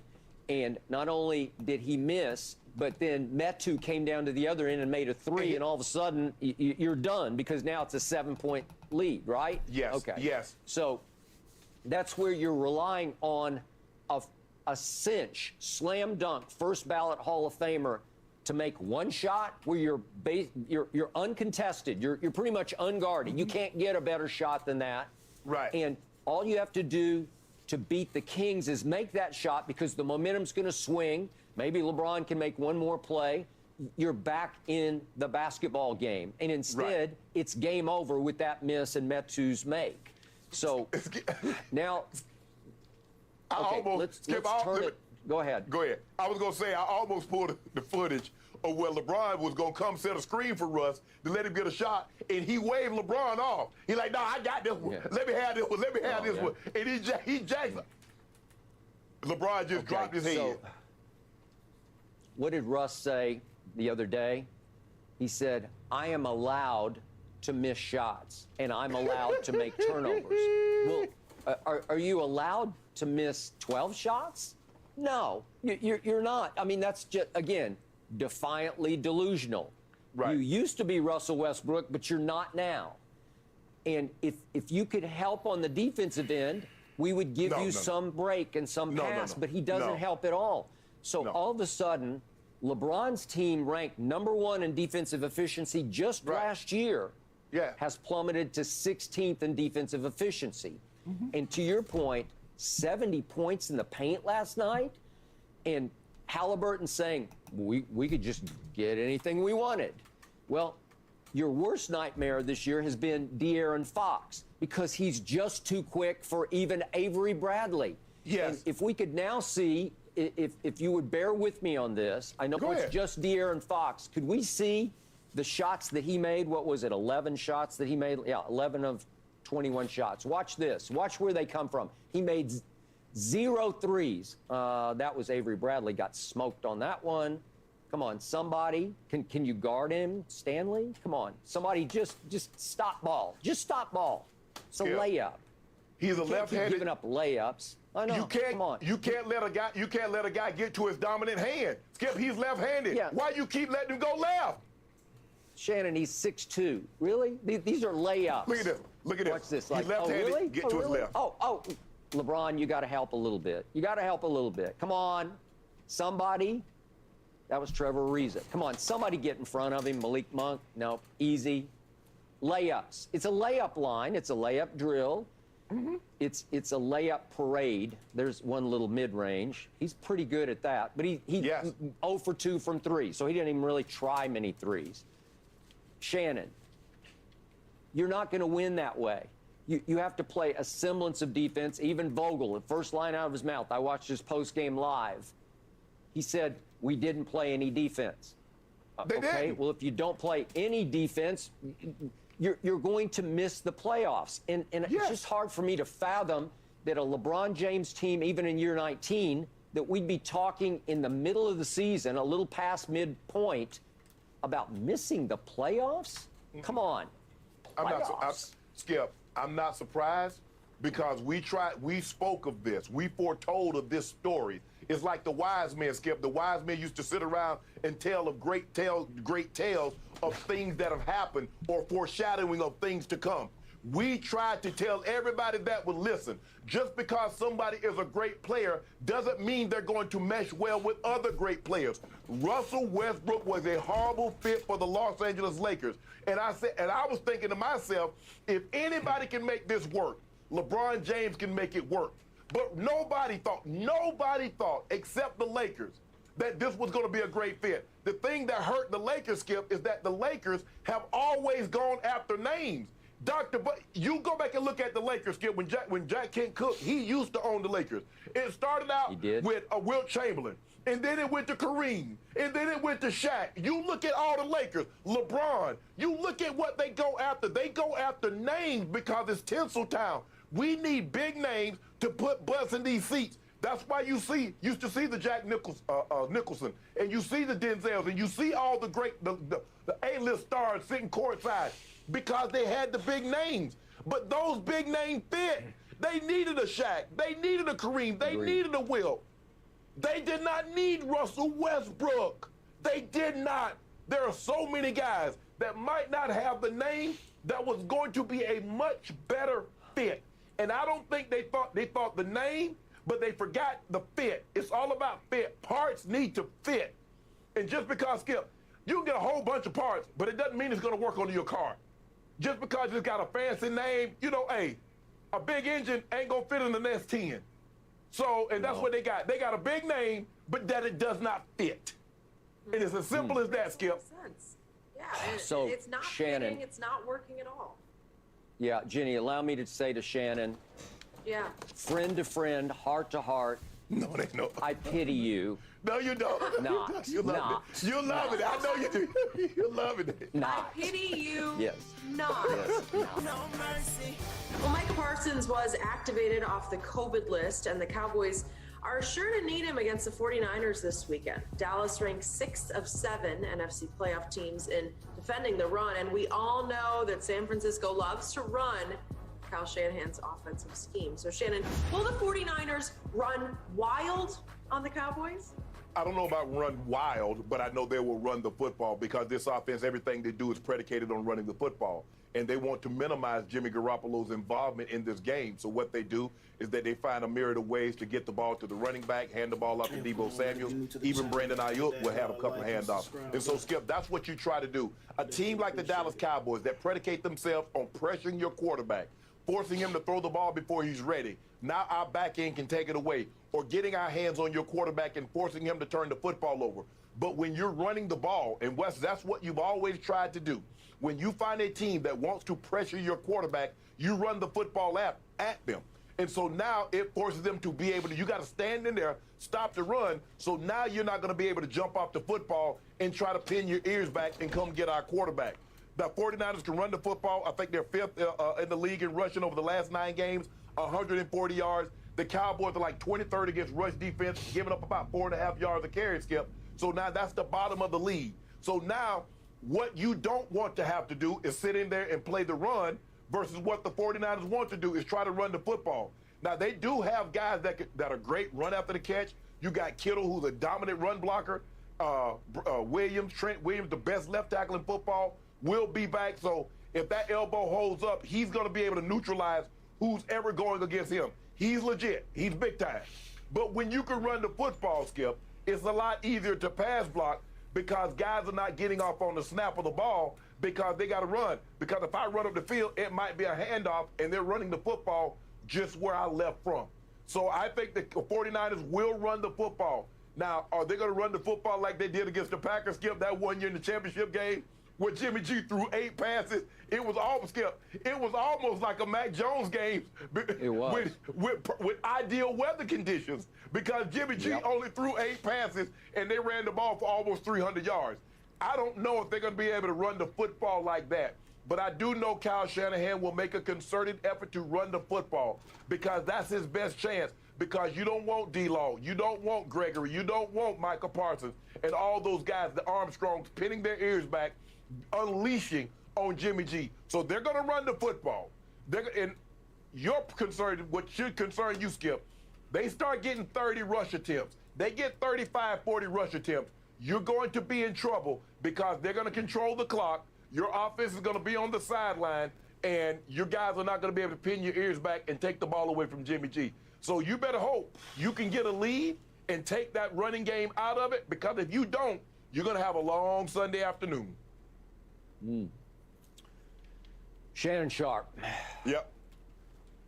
I cannot tell you how sick and tired I am of your cowboy hate. It just spills. We're not even across from each other today, but it spills through my camera from, what are we, 5,000 miles apart? I know 3,000 miles, I guess. 3,000. It feels like 5,000, yeah. But I can feel it coming through my little camera here, right into my face, and I have to kind of swim through it, cowboy hate. And I can't wait until next Monday, 9:30 Eastern. Okay. Undisputed. I hope you show up because my Cowboys are going to show up on Sunday at Jerry World, and they are going to beat the 49ers. Okay. I get the premise. It's glaringly obvious that Kyle Shanahan's trademark in running the football. He's clever, and he's a mastermind of the run game.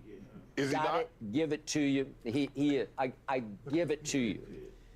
Dallas has a fatal flaw that's been disguised and camouflaged all year because they could score so many points so many different ways that the other team couldn't run very much because they fell behind so quickly. I got that.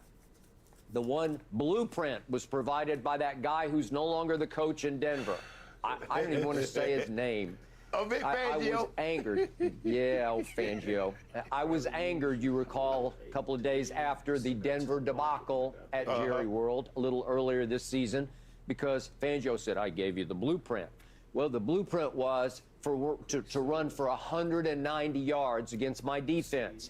The blueprint was to get ahead 30-0 early in the fourth quarter and then hang on as Dak got back up on that horse and rode it home and at least got to 16 by throwing 2 touchdown passes to like a 5th-string wide receiver, Malik Turner, and 2 two-point conversions to get it to 16. So it was 30-16. That was a nightmare. That was the blueprint for how to beat my team. But let's look harder at these 49ers this year. They have had a spate of injuries at that running back position, obviously. There have been a lot of good runners who are not there, not at the disposal of the mastermind Kyle Shanahan this Sunday. Elijah Mitchell is a 6th-round pick out of Louisiana, a rookie, and he's your leading rusher. He's been pretty good. But it seems like anybody Kyle puts in there is pretty good. I feel like Kyle could put me in there, and I could be okay. I would be passable because it's the scheme. The scheme seems to work. And they can camouflage Jimmy G and get around old Jimmy Gag and hope to keep him out of harm's way. I get all that. But Elijah Mitchell doesn't horrify me. Debo, yes. But are you going to change Debo's role into straight running back? Because, okay, but every time he lines up back there, you know what's about to happen. Some kind of power sweep, or, just toss it to Debo and hope that he runs over 7 guys and gets 10 yards. Okay. And he will. He's going to run over Yalda. All right, okay. I hear all that. But let's look at the actual numbers for this year. Okay, so Kyle's rushing attack ranks 7th in rush yards for the year. Pretty good, top 10, but not dominating.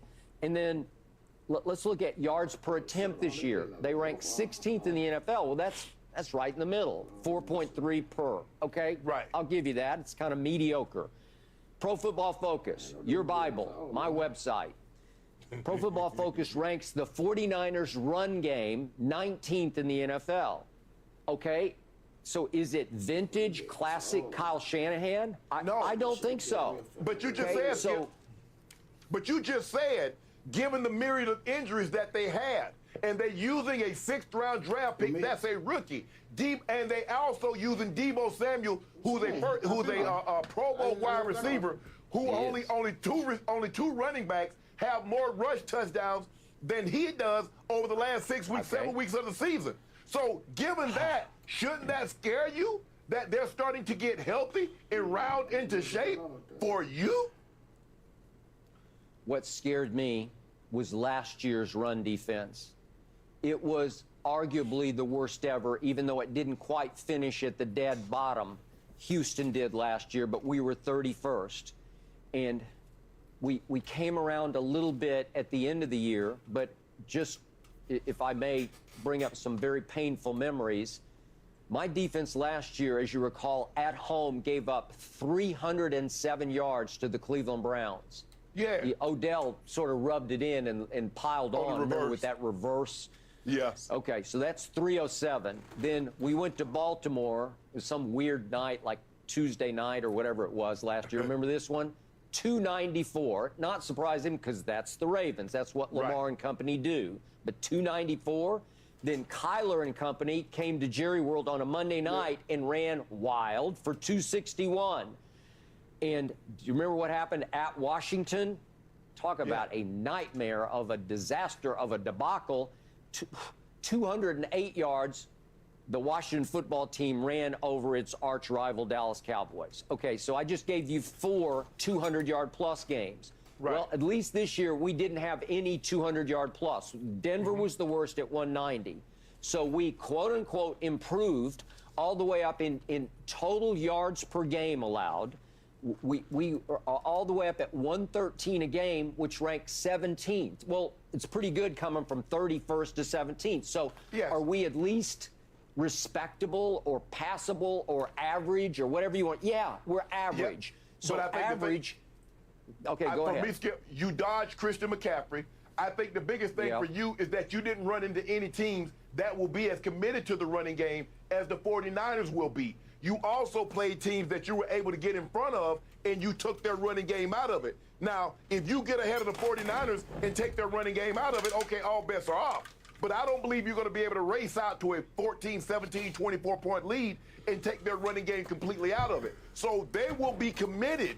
All those other teams that you mentioned, the Cardinals, the Ravens, the Cleveland Browns, they were committed to running the football. And come playoff times, who you are, you must be committed to that.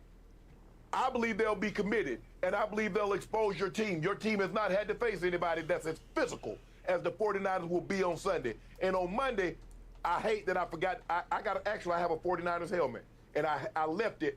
And but you better be glad because I was going to wear it on the show on Monday. But I'll find something. I might have George Kittle send me a jersey so I can have that parade around on the show, too. Go ahead, waste your time, and go through the motions of doing that because it will become irrelevant because next Monday will be my day on Undisputed. Okay. It will be my greatest day. It will be the all-time Skip G day because it'll be Skip Gloat day. Skip G. Here we go. Nope. It's going to be two celebrations going on that day, Skip. Dr. King's birthday and the 49ers victory. Okay. That's going to be my day. It's going to be a double holiday. Who knew? Okay. Not for you. Double holiday. Yeah. Someone. Okay. All right. So, Jenny, last quick point. Sunday is going to boil down to this. It's not about this run game versus my lack of run defense. In the end, you know and I know, it's about Rain Dakota Prescott.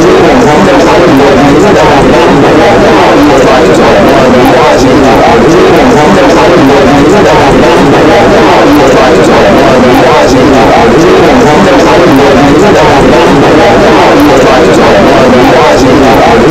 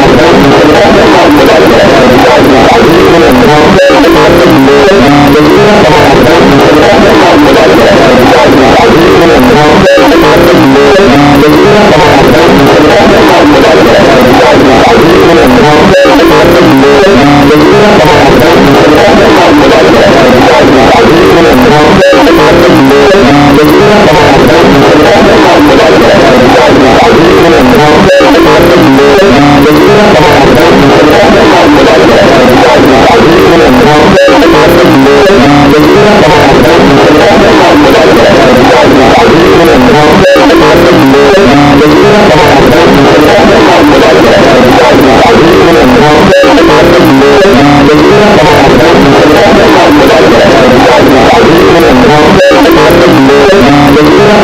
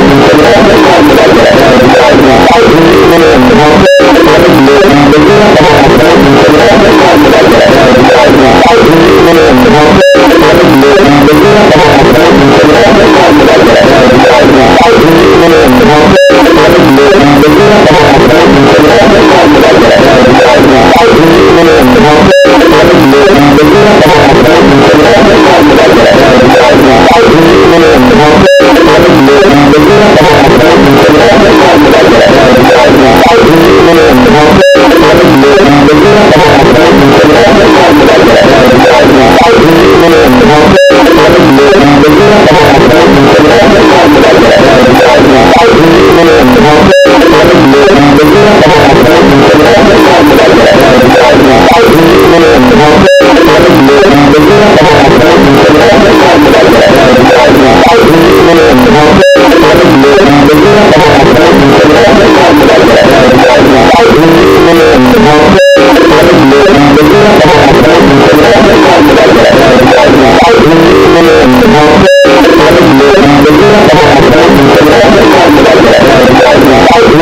Thank you.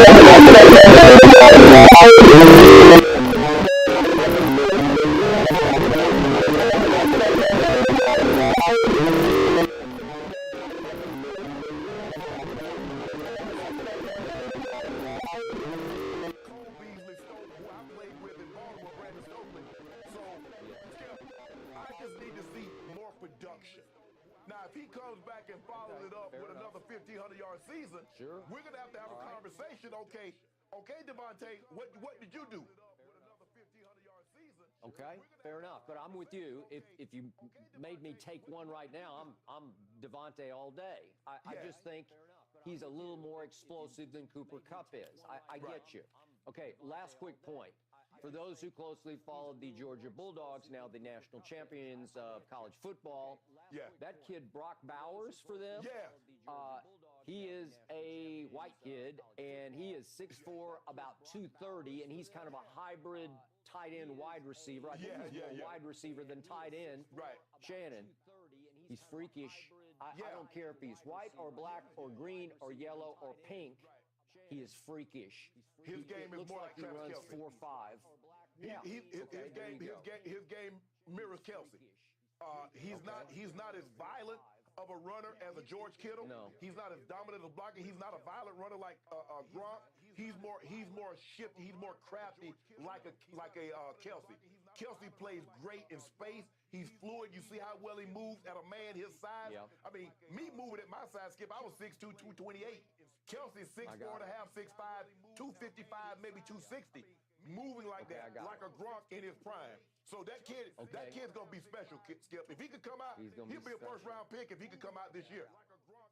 I agree, but Shannon, I think he can fly. I think he's 4.5. I think he's faster than Travis Kelce. He is, and he's so young. I mean, this is just the beginning for him, too. A lot of potential when you're already playing like that as a freshman. No mercy. Sunday on Fox, Jalen Hurts and the Eagles look to dethrone the reigning champs as they take on the GOAT, Tom Brady and the Bucs. It all kicks off 1 Eastern with pregame coverage starting at 11 a.m. only on Fox, all part of Super Wild Card Weekend. And speaking of that matchup, TB12 is looking to win his 8th Lombardi Trophy this postseason and his 2nd in a row since moving to Tampa. While last season presented its own challenges of learning a new system and navigating the early days of the pandemic, this year's path for the Buccaneers has been filled with injuries, not to mention a target on their back as defending champs. So Shannon, which has been the tougher road to the Super Bowl for Tom Brady, last year or what he's dealing with right now this season? I think last year, no question, was a tougher year because you came into a very unfamiliar situation. You came in during the pandemic, and I think last year you were the number 5 seed, so every game that you played, you had to go on the road. This year, you're number 2 seed, and theoretically, you could play every game at home. If the cards roll your way, you would be at home. If I'm not mistaken, you brought everybody back. The reason why it's so hard to repeat is a lot of times some of your best players are contracts up and they go to greener pastures. You brought everybody back. That was the whole purpose of you bringing everybody back, was to do what? Skip Bayless told me Tom Brady is the MVP, and he said it was a travesty, echoing what Bruce Arians says. It's a travesty if he doesn't win. So how, if you're 2 seed this year, you're the MVP, and you're going to have at least 2 games at home if you win, how is it a more difficult road this year than it was last year when you had to go on the road, you had to take your show on the road all 3 weeks? No, it's not even close. What Skip is trying to do is that he's trying to sell you, if he wins it this year, there's no question about it. I'm not going to let you do it, Skip. I can't even good conscience let you sell that to the American public, that Tom Brady's this year is more difficult than last year, given everybody told me Tom Brady was going to be better. Everybody told me this offense was going to be better. They told you they were going to be better. So now it's going to be harder? No chance. 0 chance. Shannon Sharp, if Tom Brady manages to pull this off this year, it will be much more special than even last year was. No. That wasn't the question. That wasn't the question. It wasn't no special. The question was tougher. Is it more difficult? I don't mean special. More difficult. Much more difficult. But before I launch on that, I would like to interject.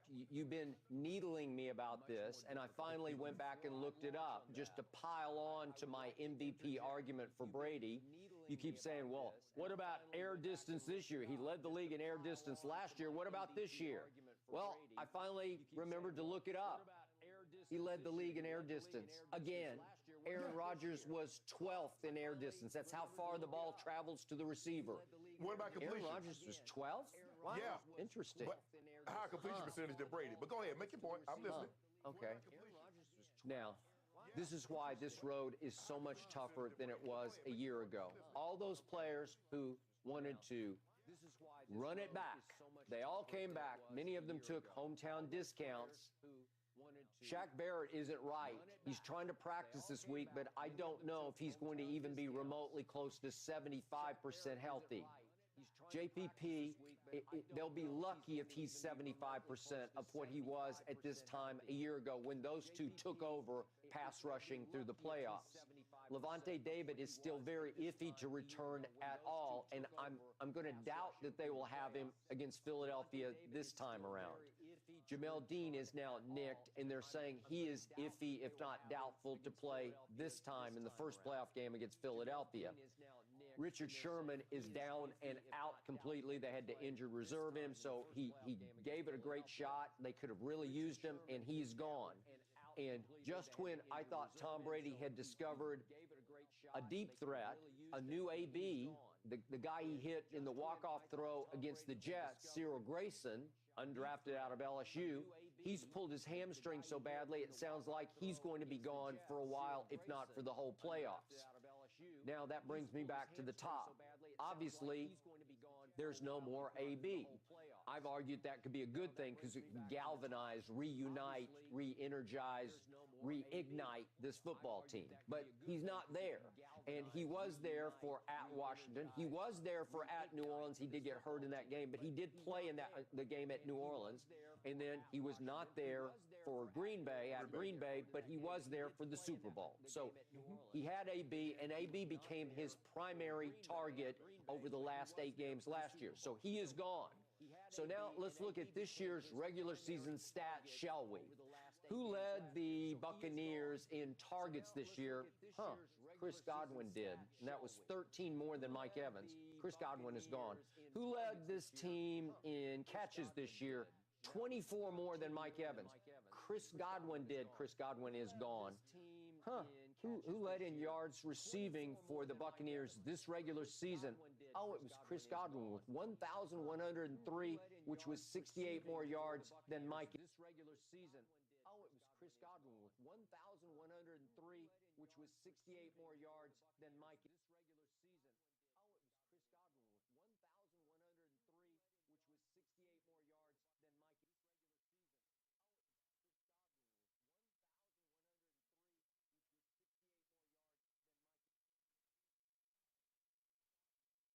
which was 68 more yards than Mike.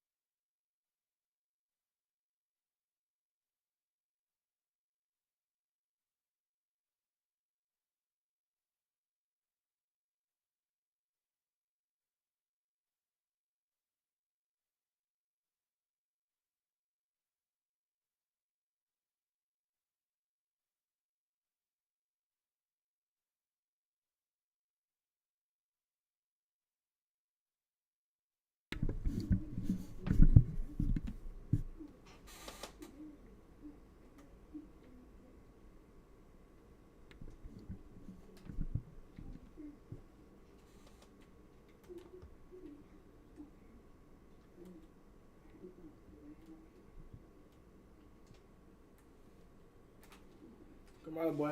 Stop it.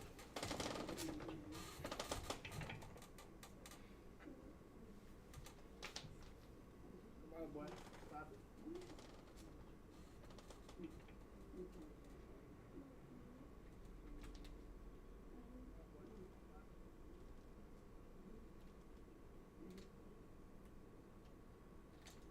Reeves. Oh, look like Reeves.